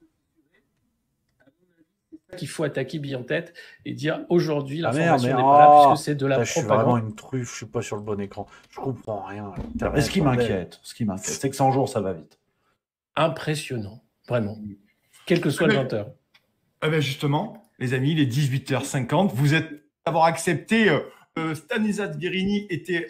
Ce qui est terrible, tu vois. Ce genre de personnage. A quand même une C'est là parce que bon, on va garder Borne parce que bon, attention. Qualité récente à montrer. Ouais. Donc, déresponsabiliser les gens. Et que je sais plus. Vous attaquez système médiatique. Là, tous les mecs se. Eric, on est parti. 1, 2. Et il prend un coup de mortier. Je regardais ce matin. Je sais manifestement plus. aujourd'hui, malgré si l'inflation. Quelqu'un là, je sais plus. C'est terrible. À l'instant BFM, alors c'est peut-être ça. Mais je sais plus parce que j'ai ri comme un con. Et je crois que je gardais mon sérieux à l'instant. On reçoit un arc qui. Pour l'acclamer, de pouvoir l'acclamer. Les Français, vous, les 100 jours, il a réussi, Emmanuel Macron, notre petit père des peuples, à tous qui nous enlumine tous les jours quand on se lève. Absolument. Et aussi que Nicolélo, il ne fallait pas le toucher. Outre l'aspect éthique, ce qui est général. Et c'est le climat, et de l'autre côté. L'ami Alexis sur l'aspect de la politique, à 17 ans. Ah, je sais plus. Ah, je suis un con. On va le retrouver. On fait juste le vélo. On finit juste l'étape, les amis. Et après, il faut que je le retrouve. Et puis après, on va parler de Darmanin. Ça, ils sont fous. Ils sont zinzin, je le dis. Ils sont zinzin, ces affreux Jojo. Ah là là. Il reste 3 bornes. Il reste 3 bornes dans ce sprint, les amis. Ça va aller vite. Il y en a pour 3 minutes. Nous faites pas une crise d'asthme. Ceux qui n'aiment pas ça, vous inquiétez pas. Voilà, ça roule pas mal pour cette fin d'étape entre Clermont-Ferrand et Moulins. Pas de grand changement. Hein, je veux dire. Là, le Tour de France est en train de se stabiliser. Plus stable que jamais avec ce duel. Un fou duel assez incroyable entre Pogacar et Vingegaard pour le maillot jaune. Mais pour le reste, pour l'instant, bon, on est... ça, c'est statu quo, on a envie de dire. Statu quo. Et je le dis, hein, j'ai pas peur. C'est le statu quo. Qu'est-ce qui se passe donc? La Jumbo qui roule devant pour Wout van Aert, c'est étonnant, hein, même pas Christophe Laporte, c'est assez hallucinant. Ça se met en place de partout. Est-ce que Jasper Philipsen va faire 4e victoire sur ce tour? Ah merci, il y a Freddy9100 qui vient nous donner le timecode. Je vais le mettre juste après pour se fendre un peu la gueule avant de parler de l'autre ordure. Encore 2,3 km.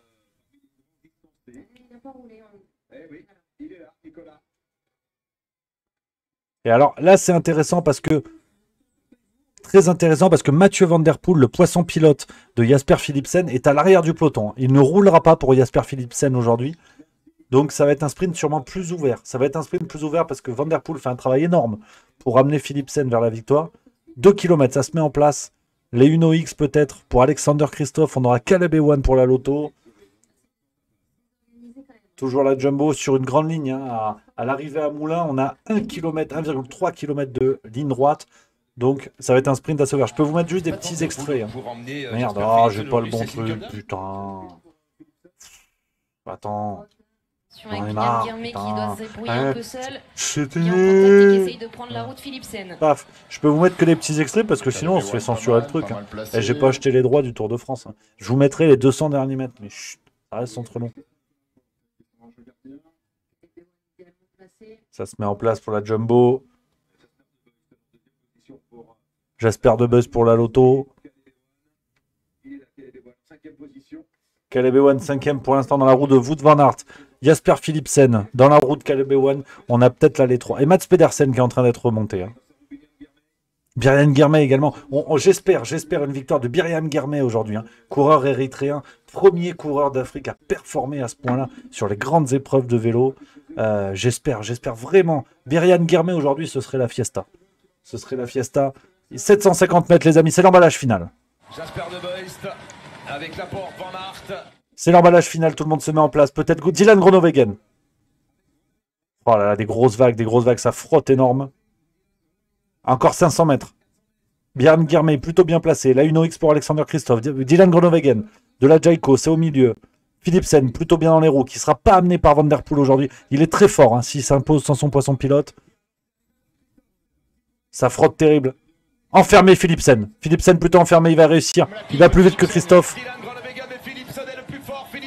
Oh là là là là, énorme, énorme Philipsen. Oh. Oh là là là là. Ah, il est vraiment, mais la tête et les épaules au-dessus des autres. Hallucinant, hallucinant. Oh là là là là là là, quelle course.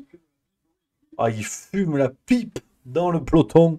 C'est fort, hein. Très très fort Jasper Philipsen qui s'impose sans son poisson pilote.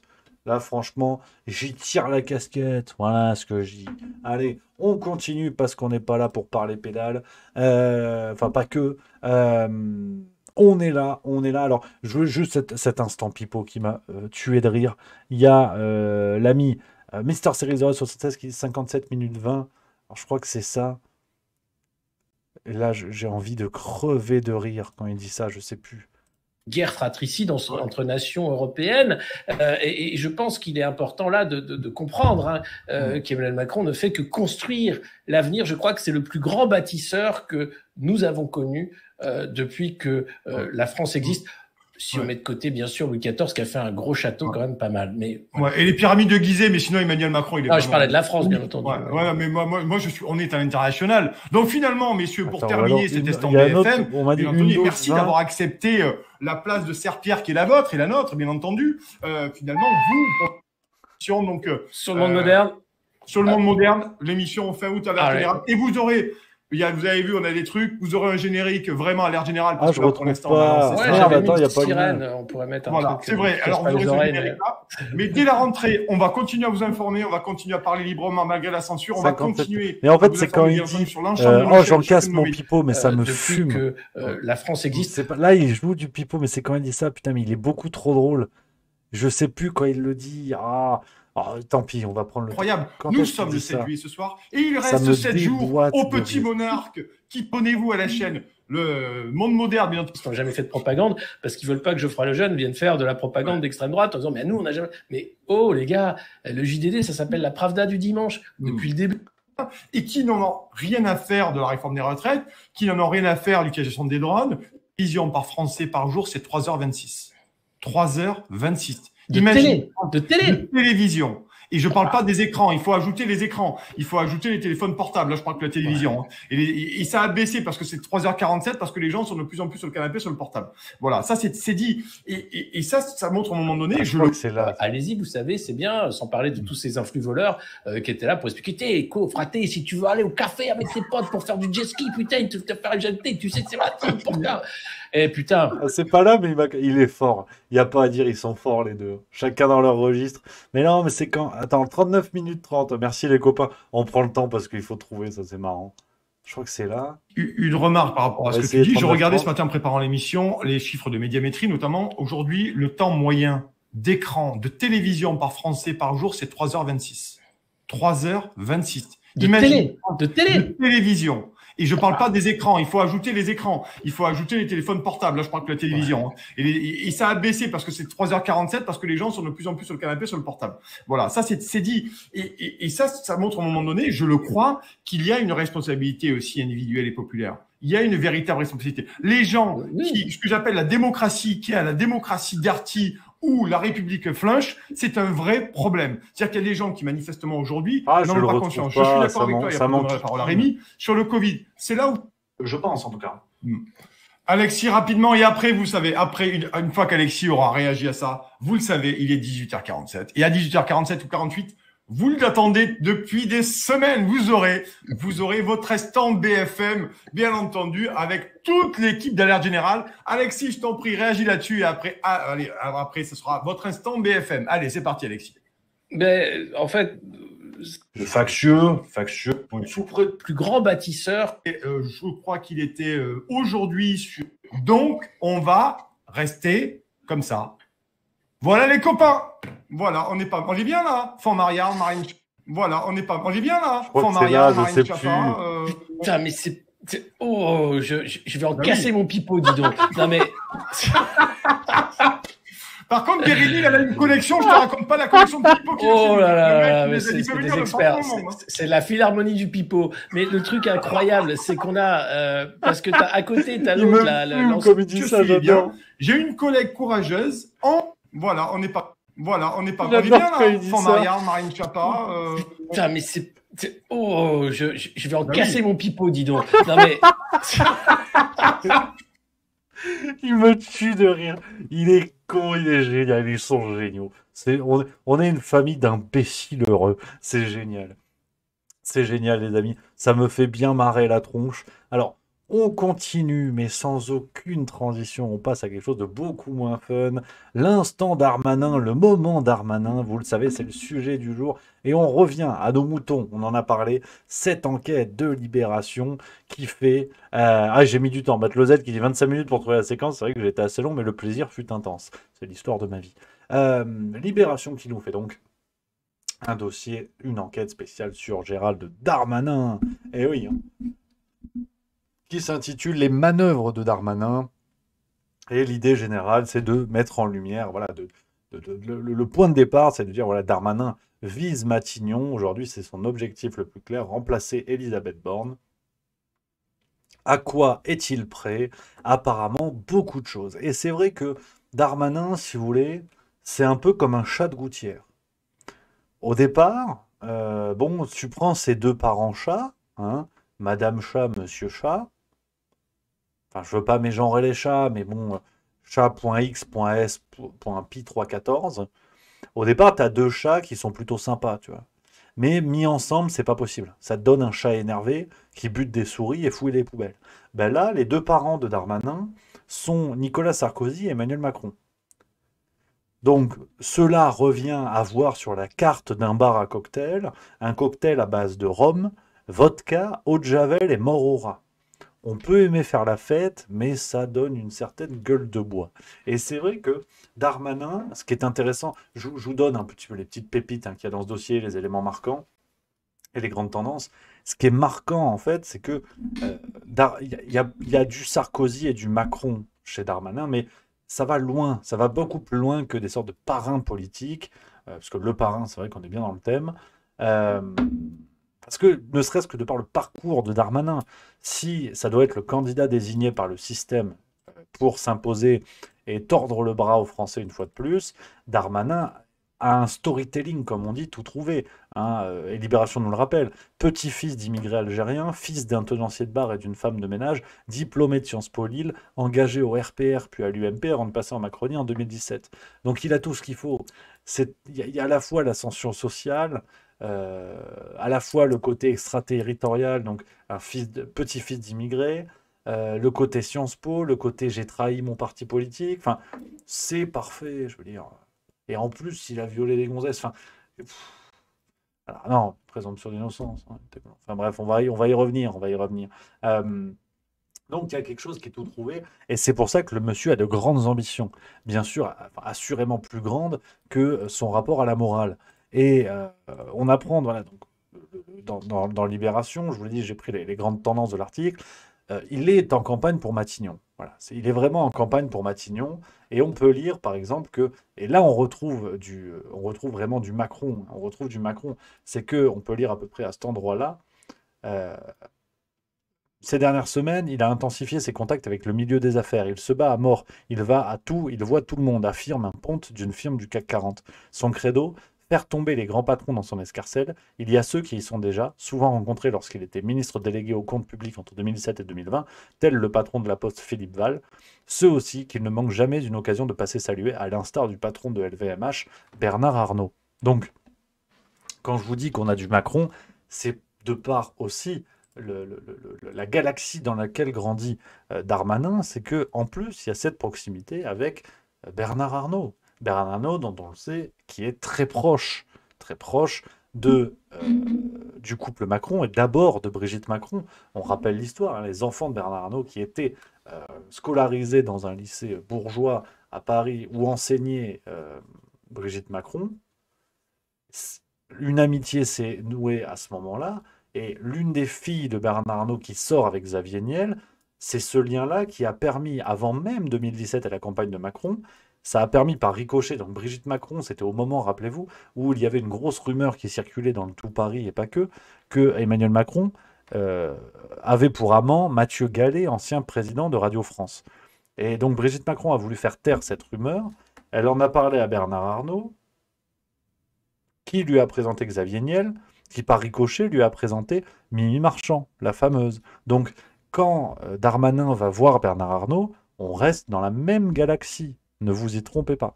Donc, on voit la stratégie du monsieur. L'article évoque la stratégie adoptée par Darmanin au moment de l'affaire Naël, mais qui est la colonne vertébrale de Darmanin dans sa gestion politique, une gestion lamentable. On est entre Baron Noir et Camping Paradis. C'est-à-dire qu'au moment de l'affaire Naël, alors que, comme beaucoup d'autres scandales dont on va parler, tout cela est du ressort de ministre de l'Intérieur. Quand on voit les casseroles de Darmanin et tout ce qu'il s'est passé sous son mandat de Premier ministre, mais jamais de la vie, ce monsieur doit encore être en poste. Et au moment de l'affaire Naël, alors que tout était en train de péter et que cette violence policière et ces émeutes naissantes étaient du ressort du ministre de l'Intérieur, très vite, Darmanin a dénoncé des images choquantes sur le geste des policiers qui ont abattu Naël au volant du véhicule. Donc, tout de suite, il a flairé le truc pour se dédouaner, ce qui est sa grande capacité. C'est là où c'est cruel, c'est que je pense que cette génération de politiciens McKinsey sont des politiciens c'est même pas l'ENA, c'est-à-dire que ce sont même pas des énarques, des gens profondément compétents. On est sur un savant mélange de Sciences Po, de McKinsey, c'est-à-dire ce sont à la fois des perroquets, mais des gens qui sont quand même assez habiles, des gens assez habiles pour flairer les bons coups, pour s'entourer des bonnes personnes, pour enrhumer les bonnes personnes et grimper les échelons. Donc ce ne sont pas que des complets idiots. Et Darmanin, sur ce sens-là, en fait, de réussir à se faufiler entre les responsabilités et les reproches, il est brillant, il faut le reconnaître. C'est un classique chez lui.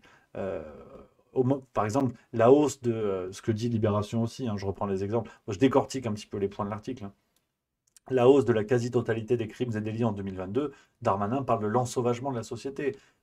Tout ce qui s'est passé au Stade de France, rappelez-vous, un scandale absolu, scandale international d'un pays comme la France, pas foutu d'organiser une finale de Ligue des Champions de football entre Liverpool et le Real Madrid, avec un stade qui a été envahi par des supporters sans billets. On retrouve, je pense qu'on peut retrouver des profils qu'on a retrouvés dans les émeutes. Donc, en plus, on voit bien que le problème est sous-jacent et n'est pas nécessairement lié à chaque fois à l'événement déclencheur. Entre le Stade de France et l'affaire Naël, on a eu une dynamique d'émeute et les points de déclenchement ne sont pourtant pas les mêmes. Et là, Darmanin avait parlé de quoi? Des supporters anglais. Le poisson avait été noyé. 40 000, enfin 20 000, 40 000. On a entendu des choses incroyables. Faux billets qui avaient été imprimés. Enfin, c'était sidérant. Le lien entre immigration et émeute. Darmanin répond, il y a beaucoup de Kevin et de Matteo. Donc, il y a à la fois cette capacité à se faufiler au beau milieu des responsabilités, et il y a aussi cette capacité à, comment dire, et c'est là où, en plus, c'est là où c'est un grand raisonnement que je veux développer, petite parenthèse, mais dans le prochain numéro de Justement Actuel, je suis en train d'écrire un article sur la mort de la politique française, et c'est vraiment l'idée que j'ai en tête là-dessus, c'est que désormais, les médias, enfin, les journalistes font de la politique et les politiciens font du journalisme. Et Darmanin a ce sens-là pour créer l'info. À la fois, il se faufile entre ses responsabilités, et il crée l'info que ce soit des citations qui vont marquer les esprits, ça c'est devenu classique, Marlène Schiappa en est également une spécialiste, mais il va aussi créer le débat, il va aussi focaliser l'attention, aussi bien des médias que des citoyens. Alors, bon gré mal gré, c'est plus ou moins habile, et on est dans la propagande, et on est aussi dans un rapport à des médias complices du pouvoir. Mais quand Gérald Darmanin dit « il y a beaucoup de Kevin et de Matteo », qu'est-ce qu'on a derrière sur BFM TV ? Voilà, rappelez-vous, le top 20 des prénoms des émeutiers. Qui sont les émeutiers? BFM TV qui vous publie ce truc-là. Alors, ce qui est très intéressant, c'est qu'en plus, même dans ces stratégies de capturer l'attention et de s'appuyer sur des médias complices, ce qui est le cas, c'est ce que fait BFM TV, c'est que peu de gens ont remarqué que BFM TV démontre le mensonge de Darmanin une fois de plus. Parce que quand Darmanin vous dit « il y a beaucoup de Kevin et de Matteo », faut regarder le top 20 de BFM TV, le niveau déjà de BFM qui fait un top 20, c'est marrant parce qu'en fait, il n'y a ni Matteo, ni Kevin. Donc, c'est là où... Ce qui est intéressant, c'est le système Darmanin. c'est la politique Darmanin, comme un symbole. Parce qu'en vérité, l'individu est assez moyen, assez médiocre. Ce sont des gens qui ont surtout des costumes mieux taillés et des responsabilités trop grandes. Mais en vérité, ce sont des humains médiocres. Peut-être même, enfin, c'est pas un combat, mais ce sont des humains lambda. Je veux dire, c'est tout l'apparat qui fait cela, les deux corps du roi, hein, la théorie qu'on connaît bien, Kantorowicz. Mais si je dis pas de bêtises, je vérifie parce que j'ai vite fait de passer pour une truffe. Oui, c'est ça, Kantorowicz. Donc, en plus, ce qui est fou, merci à Papy Gamer qui vient de subprime, merci beaucoup. Ce qui est zinzin en plus, c'est que la politique à la Darmanin, c'est le buzz permanent, la fuite des responsabilités, l'appui permanent sur des médias complices, et en plus une impunité garantie par ce système que vous avez construit. Donc BFM TV, qui est assez ridicule dans la publication de son top 20 des prénoms, ne pointe même pas du doigt que ça invalide ce que dit Darmanin. Donc c'est là le ridicule où on voit en fait ces entités qui se tiennent par la main et qui sont complices d'un braquage, mais qui est avant tout le braquage de l'intelligence volontaire. C'est un braquage de l'intelligence des citoyens qui pour certains sont aveugles volontairement à tout ça.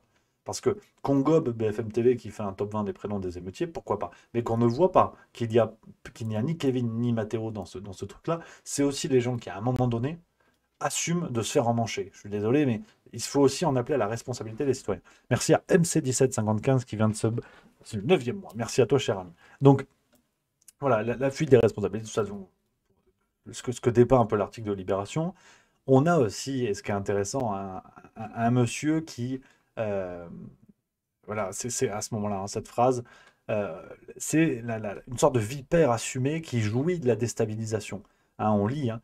J'aime bien faire la bise à Borne parce que je sais que ça l'emmerde. Se marre ainsi Darmanin en privé, en référence à sa première ministre peu portée sur les effusions de notoriété publique.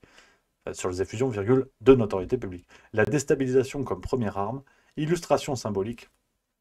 Quand Matignon exige de relire toutes les interviews des membres du gouvernement, le conseiller en com de l'Intérieur Mathieu Hellerbach adresse les entretiens les plus politiques de son ministre au cabinet d'Elisabeth Borne avec ce simple objet, pour info. Façon de verrouiller la porte à toute éventuelle retouche. Donc, on voit bien en plus le comportement de ce monsieur avec même les gens de son entourage, même les gens de son gang, on a envie de dire. Donc c'est assez sidérant, c'est assez sidérant. On a aussi le passage avec, on en parlait hier pour ceux qui étaient là, les amis, Violette Spibou, rappelez-vous, la dame, moi je pensais qu'elle était prof de lutte contre les forces du mal à Poudlard, et on peut lire sur cette dame qu'en fait c'est la porte-flingue de Darmanin. Hein. Je vous lis ce qui est dit, c'est hallucinant. Quand je vous dis que on est dans Baron Noir, on est dans House of Cards, mais avec des gens qui n'ont pas l'éthique d'un sèche-linge, si vous voulez, et qui en même temps sont ridicules. House of Cards, tu prends la politique américaine, tu prends la politique française telle qu'elle était avant, il y avait de l'épaisseur, il y avait du corps, il y avait du coffre. Chez les femmes comme chez les hommes, bien évidemment. Vous prenez une Simone Veil, vous prenez une Marlène Schiappa, il n'y a pas match une seule seconde, tu vois. Et je parle même pas de Chirac, Attal, tu vois. Mais ce qui est fou, c'est que cette génération, cette politique Macron-McKinsey, elle se positionne d'elle-même encore plus haut, encore plus en surplomb. Et donc le contraste devient ridicule. On a cette impression, si vous voulez, d'un enfant de 5 ans qui met le costume de son papa. Lui, il est fier comme tout. Mais vous voyez seulement un costume trop grand avec des manches dont on ne voit même pas les mains au bout. Et c'est aussi ça, la Macronie. C'est ce que dit Branco, hein, Juan Branco, que je salue, que je remercie encore d'être venu sur le juste milieu. Il met en évidence la médiocrité de ces gens qui se pensent trop grands. Et ça crée un contraste qui est celui de la farce, en fait. Qui est celui de la farce, qui est celui du bourgeois gentilhomme qui pense faire des vers alors qu'il ne fait que de la merde. Et donc, je pense qu'il y a beaucoup de ça chez eux. Et donc, on peut lire un truc de Libération pour vous dire, hein, c'est là, un potentiel concurrent se pointe, il est flingué et rapidement. Le patron du Nord, c'est Gérald, et c'est comme ça. On a résolu les poches de conflit. Euphémise aujourd'hui la députée du coin, Violette Spibou, son bras armé autoproclamé dans le département. Un ancrage qui lui permettrait de grands espoirs, selon le président de la région Hauts-de-France, Xavier Bertrand. Darmanin, c'est un sondage vivant. Quand vous parlez avec lui, vous savez ce que les gens ressentent. Je suis convaincu qu'il est l'un des rares qui pourra combattre le RN à l'avenir. Donc, en plus, ces gens-là, vous voyez,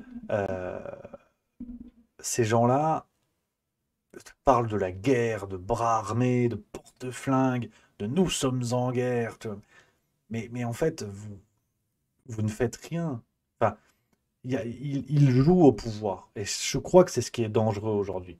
C'est vraiment le glissement qu'on a, loin de moi l'idée de dire qu'avant on n'avait pas ça. Bien évidemment que ça existait, mais à mon sens, bien d'autres dimensions. Mais là, ce qu'on voit avec la Macronie, c'est qu'au fond, ces gens-là jouent au pouvoir. Et c'est ça le plus dangereux. Ce sont des gens qui, comme s'ils jouaient un rôle, avec ce mélange, voilà, avec cet aspect aussi des réseaux sociaux où ils jouent les influenceurs. C'est la politique Nabila, si vous voulez. Sauf que Emmanuel Macron, quand il arrive à l'OTAN, qu'il a ses sourcils froncés comme ça, ses cheveux qui blanchissent, tu vois. Tu vois, il prend l'air grave, il dit « J'ai décidé d'augmenter l'envoi d'armes », tu vois. En fait, ce monsieur ne sait pas ce que c'est. C'est la comparaison un petit peu acculée de la comparaison avec le général de Gaulle. Mais c'est vrai que quand le général de Gaulle parle de guerre, on a quelqu'un qui sait ce que c'est. Je sais pas, quand un ministre de la Santé qui a travaillé en bloc opératoire parle d'urgence absolue, parle de ces notions-là, on a un vécu, on a un passé. D'ailleurs, Olivier Véran est bien la preuve que même en connaissant, on peut être un enculé. Mais bon, ça c'est un autre sujet, et je m'excuse pour l'insulte. Mais je veux dire, au niveau des présidents, on avait des gens qui avaient ce vécu-là, qui avaient gravi les échelons de la politique, qui s'étaient épaissis, qui avaient du cuir comme ça. Macron, c'est un mec qui est catapulté. Quand il parle de guerre, la dernière fois qu'il en a entendu parler, c'était dans Call of Duty, en fait. Sauf que ce monsieur ne se rend pas compte que ce sont des hachoirs. Enfin, symboliquement, ces gens-là sont des hachoirs d'humains. Parce qu'ils ne savent pas ce qu'ils font. Ils ne savent pas les conséquences. Ils ne mesurent pas les conséquences de ce qu'ils disent. Et Emmanuel Macron joue à la guerre. Mais demain, on envahit la France. Est-ce que vous croyez qu'en chef des armées, il sera le premier sur la ligne de front ? Je ne dis pas que Chirac l'aurait fait pour autant, hein, qu'on soit bien d'accord. Mais c'est sidérant de voir ça. Ces gens-là qui jouent à la guerre. Mais Gérald Darmanin, vous pensez sincèrement qu'il va aller sur la ligne de front? Violette Spibou, qui s'autoproclame son bras armé. Mais ces gens-là prendront des jets pour aller je sais pas où. Donc, c'est sidérant, en fait. Je ne veux pas du tout faire de la psychologie à 2 balles, parce que je n'ai absolument pas les compétences pour ça, mais effectivement, quand on entend parler de psychopathe, de notions comme ça, je serais curieux de savoir ce qu'en pensent des spécialistes de la question, parce que c'est sidérant, quoi. Et en plus, c'est répété. Je veux dire, cette logique de guerre, cette logique d'engagement, c'est présent. C'est vraiment un ferment de leur politique, de leur comportement médiatique. Donc, c'est assez terrible. Mais on continue sur Darmanin, et notamment sur l'affaire. Sur l'affaire, alors, je vous ai passé l'extrait de ce qu'on se disait il y a 3-4 mois, où on résume un petit peu les affaires. Et je vais vous passer une autre séquence sur l'une des plaignantes face à Gérald Darmanin qui témoigne, un témoignage qui fait froid dans le dos. Et cela ressort d'une vidéo extrêmement chouette de Blast, vraiment un gros boulot d'enquête. Je vous mets le lien dans le chat si vous voulez jeter un œil. Je vous mets un petit extrait qui a été paru depuis ce documentaire sur l'une des plaignantes qui accuse aujourd'hui Gérald Darmanin. Et dans cette instruction, qui n'en est pas une, le dit, Gérald Darmanin est un violeur. C'est entre autres un des éléments qui est apporté au dossier. Quand je lui écris user de sa position quand on donne la peine, c'était un sale con, il va me répondre, je suis sans doute un sale con, comment me faire pardonner? C'est public. L'intégralité du dossier. Parce qu'en fait, on est dans une opacité totale. On est déjà dans une omerta, mais on est dans une opacité. Et j'aurais souhaité que les gens se rendent compte que la confrontation, c'est un scandale. C'était Apolline de la Malherbe puissance 1000. Non mais vous vexez pas, calmez-vous. Ce sont vos chiffres. Non mais calmez-vous madame, ça va bien se passer. Aujourd'hui. Mais l'image est buggée en fait. Je me disais bien que ça bougeait pas beaucoup. Merde. Mais il y a des problèmes sur Twitter là. Alors vous avez entendu, je suis désolé, il n'y a que le son les copains. Mais voilà, ce documentaire de Blast en dit très long. Et sinon on a aussi un élément, une pépite de cet article qui parle du lien entre Macron et Darmanin. Ils sont apparemment assez proches. Et on apprend qu'au retour du voyage des Pays-Bas de Macron où était la dernière fois, alors, on peut lire, les deux se mettent alors, dans l'avion présidentiel, les deux se mettent alors à chanter des chansons militantes, ambiance virile et paillarde dans l'habitacle. Catherine Colonna, la ministre des Affaires étrangères, n'en est pas revenue. Donc, mais quand je vous dis qu'ils sont médiocres, C'est hallucinant, quoi. C'est hallucinant. Et donc, on a tout ça. Voilà, un article intéressant que je voulais décortiquer avec vous. Libération fait le boulot. C'est bien, il l'avait fait avec Chiappa il y a quelques semaines, c'est très bien. C'est ce qu'on attend des médias.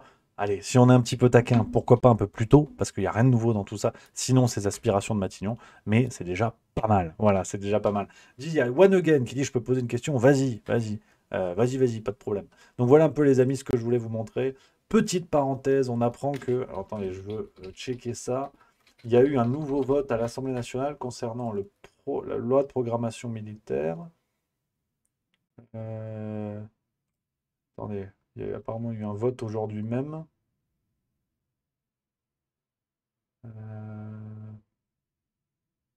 Voilà. L'Assemblée a adopté le projet de loi. Scrutin du 12. Putain, les Donc ce fameux, hein, vous avez vu la vidéo, hein, ce fameux truc, ce fameux projet de loi, n'hésitez pas à regarder la vidéo si vous voulez, sur YouTube. Il y a eu un nouveau vote, donc le vote final, un scrutin public sur l'ensemble du projet de loi. Il est passé par le Sénat, il est passé par la commission mixte paritaire. 286 votants, à peine la moitié de l'Assemblée était là. Tous les Français peuvent être convoqués, hein, ne l'oubliez pas, ne l'oubliez pas. Et on va voir le nombre de votes. Renaissance, bien sûr, 101 pour, bien évidemment. Le RN, 53 pour, tout à fait scandaleux. La France Insoumise, 28 contre, 28 sur 75. Alors qu'en face, hein, ils étaient quand même plus nombreux. Le RN, 53 sur 88 et Renaissance, 101 sur 171. Les Républicains, 19 sur 62, que du pour, bien sûr. Modem, 35, bien évidemment, que du pour. Socialiste, 10 pour. Jérôme Guedj, gens comme ça. Putain, c'est génial. Groupe Horizon, bien sûr. La NUPES, abstention. Ils étaient 4 sur 23, les écolos. Groupe gauche et démocrate de la NUPES, 8 sur 22 contre, bravo. Notamment Fabien Roussel, bravo. Et André Chassaigne aussi, qu'on salue. Groupe Pliot, ils étaient pour, hein, vous savez, ceux qui devaient faire tomber le gouvernement. Et Dupont-Aignan, finalement, a voté contre. Finalement, ah bah ouais, tu m'étonnes. Hein. Il avait voté oui au premier truc, bah ouais, là, il vote contre. Un peu curieux cette démarche, mais j'aimerais bien le recevoir justement pour en parler avec lui, ça peut être intéressant. Il a fait une petite vidéo pour dire pourquoi j'ai finalement voté contre. La loi de programmation militaire, et je veux m'en expliquer. J'ai voté contre parce que l'article 23 sur les réquisitions est mal rédigé, imprécis, et donne trop de pouvoir au gouvernement qui, on l'a vu pendant la période Covid, bénéficie de la clémence. Ça sent le rattrapage aux branches quand même, hein. Ça sent le rattrapage parce que... à la première étude de l'Assemblée nationale, c'était le même texte. Hein. Donc, bon, bref. Merci à Babcom5 qui vient de se prendre le 11e mois. Merci beaucoup, camarade. Je réponds à ta question, One Again, qui dit pourquoi un Suisse s'intéresse autant à la vie politique française. Alors, je suis français, cher ami. Je suis français, je suis parti en Suisse à l'issue de mes études. Je devais faire 6 mois pour valider mon diplôme. Et je suis pas une brutasse en langue étrangère. Je me suis dit, tiens, Suisse francophone, c'est pas mal. Je suis arrivé du côté de Lausanne. Je suis tombé amoureux du coin et pas que. Je me suis fait mes copains et compagnie. Et donc voilà, c'est pour ça que je suis resté là et que Juste Milieu est né en Suisse. Hein. Et donc, bah, je m'intéresse à ce qui se passe dans mon pays, hein, bien sûr. Mais je dois vous avouer un truc, c'est que petit à petit, j'ai l'impression d'être réfugié politique. Hein. Ça continue comme ça, mais c'est un peu cocasse. Donc, en tout cas, voilà, voilà, ce projet qui continue, on en a déjà parlé. C'est sidérant. Et puis, M. Dupont-Aignan, que j'apprécie beaucoup, bien sûr, hein, parce que les combats ne s'invalident pas. Hein. C'est pas parce qu'au moment du Covid, il a été super et que là, c'est peut-être un peu moins super qu'il faut tout mettre à la poubelle. Ce serait débile. Donc, alors, il y a One Again qui dit, mais tu vis en Suisse, donc c'est juste un business finalement. Ben, tu le vois comme tu veux, cher ami. Je peux bien sûr pas t'empêcher de penser cela, même si je vois pas sincèrement le rapport. Mais bon, voilà comme ça si tu le souhaites. Hein. Si tu le souhaites. Mais je t'avoue que je vois pas le lien en fait. Est-ce qu'on est obligé d'être en France pour parler de l'actu française? Auquel cas, comment je fais pour parler des États-Unis? Parce que demain, on va en parler. Il y a eu la nomination d'une Américaine du côté de l'Union Européenne, tu vois. Donc, là, je sais pas comment... mais pour autant, hein, je peux comprendre que le fait que je sois en Suisse puisse en gêner certains, je le comprends tout à fait, mais je l'assume pleinement. Et même pour être tout à fait franc, tu vois, j'assume complètement le fait de vouloir gagner du pognon avec Juste Milieu.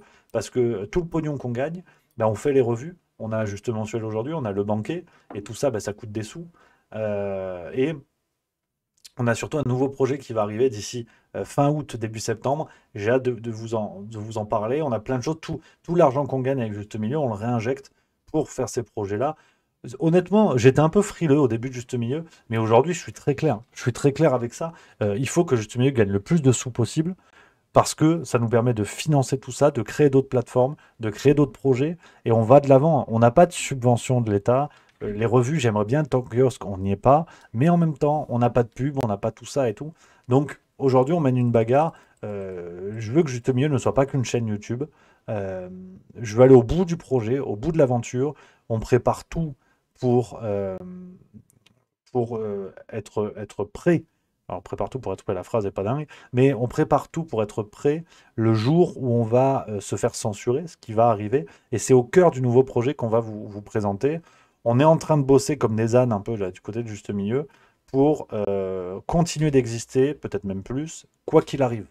Mais pour ça, bah, plus que jamais, on va avoir besoin du soutien sous différentes formes. Tout ne sera pas payant, bien évidemment, parce que je comprends la logique aussi de gens qui peuvent pas mettre des sous, hein, c'est normal. Donc tout va continuer à exister, mais sachez qu'on s'organise dur pour être prêt. Parce que tout ça, je crois, a du sens et je suis comme un fou de voir voilà, ce qui se passe et de voir le nombre de gens, de voir votre fidélité, de voir vos messages, de voir le soutien que vous apportez à ce projet-là, à cette aventure folle. Donc je vais aller au bout du bout et on s'organise pour ça. Et oui, on gagne des sous avec Juste Milieu, c'est vrai, on gagne des sous, on continue à en gagner, j'ai envie d'en gagner toujours plus pour continuer toujours plus. Et il y a une entité, on a créé une entreprise en Suisse là-bas.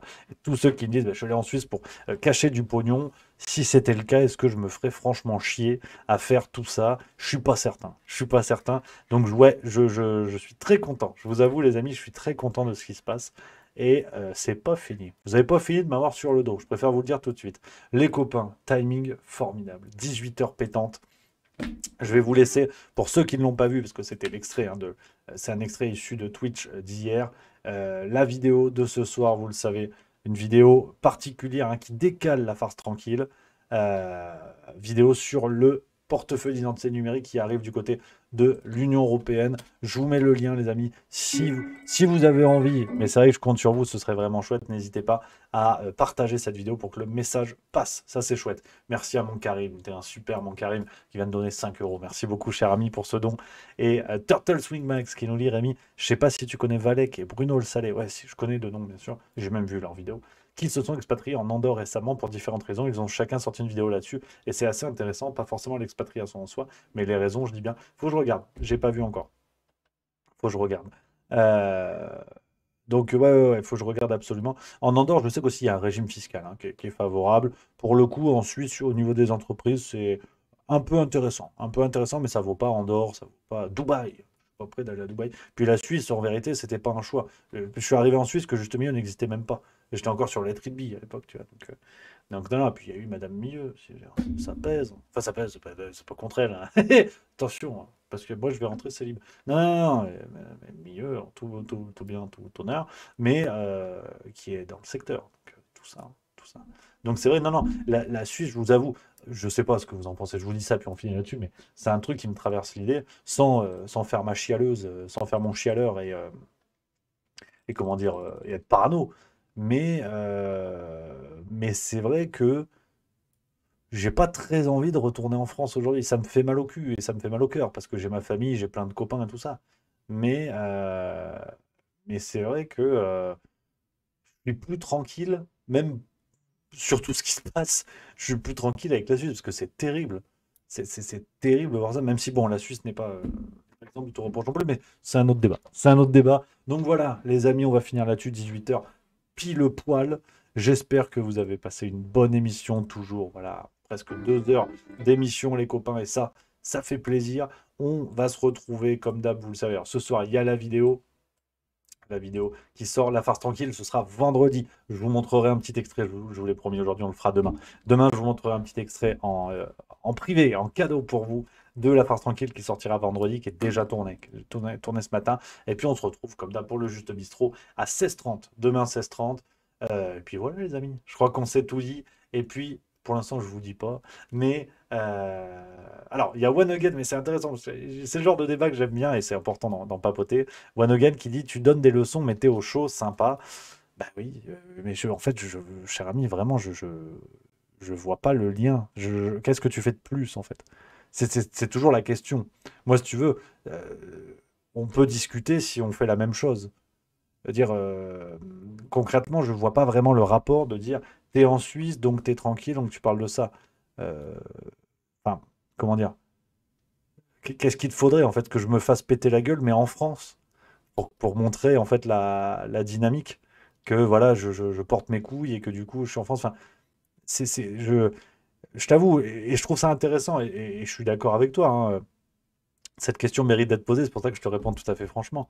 Mais en fait, je suis pas sûr de bien comprendre le lien, et je t'avoue que c'est toujours un peu cette impression que ça ne va jamais en fait.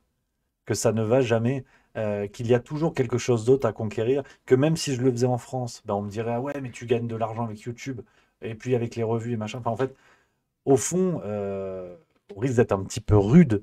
euh, Rien ne t'empêche en fait de quitter cette émission. Parce que là, tu m'enrichis, hein. Tu m'enrichis et je peux le mettre dans mon paradis fiscal, donc il faut faire très attention. Mais c'est vrai que bon, je suis un peu mitigé avec ce genre d'argument. One Again qui dit tu penses qu'on va te péter la gueule en France? C'est une expression, cher ami. C'est une expression, mais tu sais, regarde Papacito, alors dans d'autres prises, hein, à d'autres niveaux, c'est pas le but du jeu, mais qui a des perquisitions, qui a des choses comme ça et tout. Là, peut-être que je suis complètement parano, tu vois. Mais c'est vrai que bon, moi je t'avoue que je suis très, très content comme ça. Je suis très fier. Et voilà. Après, c'est bien si on n'est pas d'accord, c'est bien. Voilà, ça fait plaisir. On finit sur cette note d'humanité, les amis. On finit comme ça d'humanisme. Vous connaissez la guinguette. Les copains, passez une bonne soirée. Ça fait plaisir. Passez une bonne soirée. Demain, plein gaz, en pleine forme, on continue. Je vous embrasse, je vous salue. Vive la rigolade et j'ai de la France.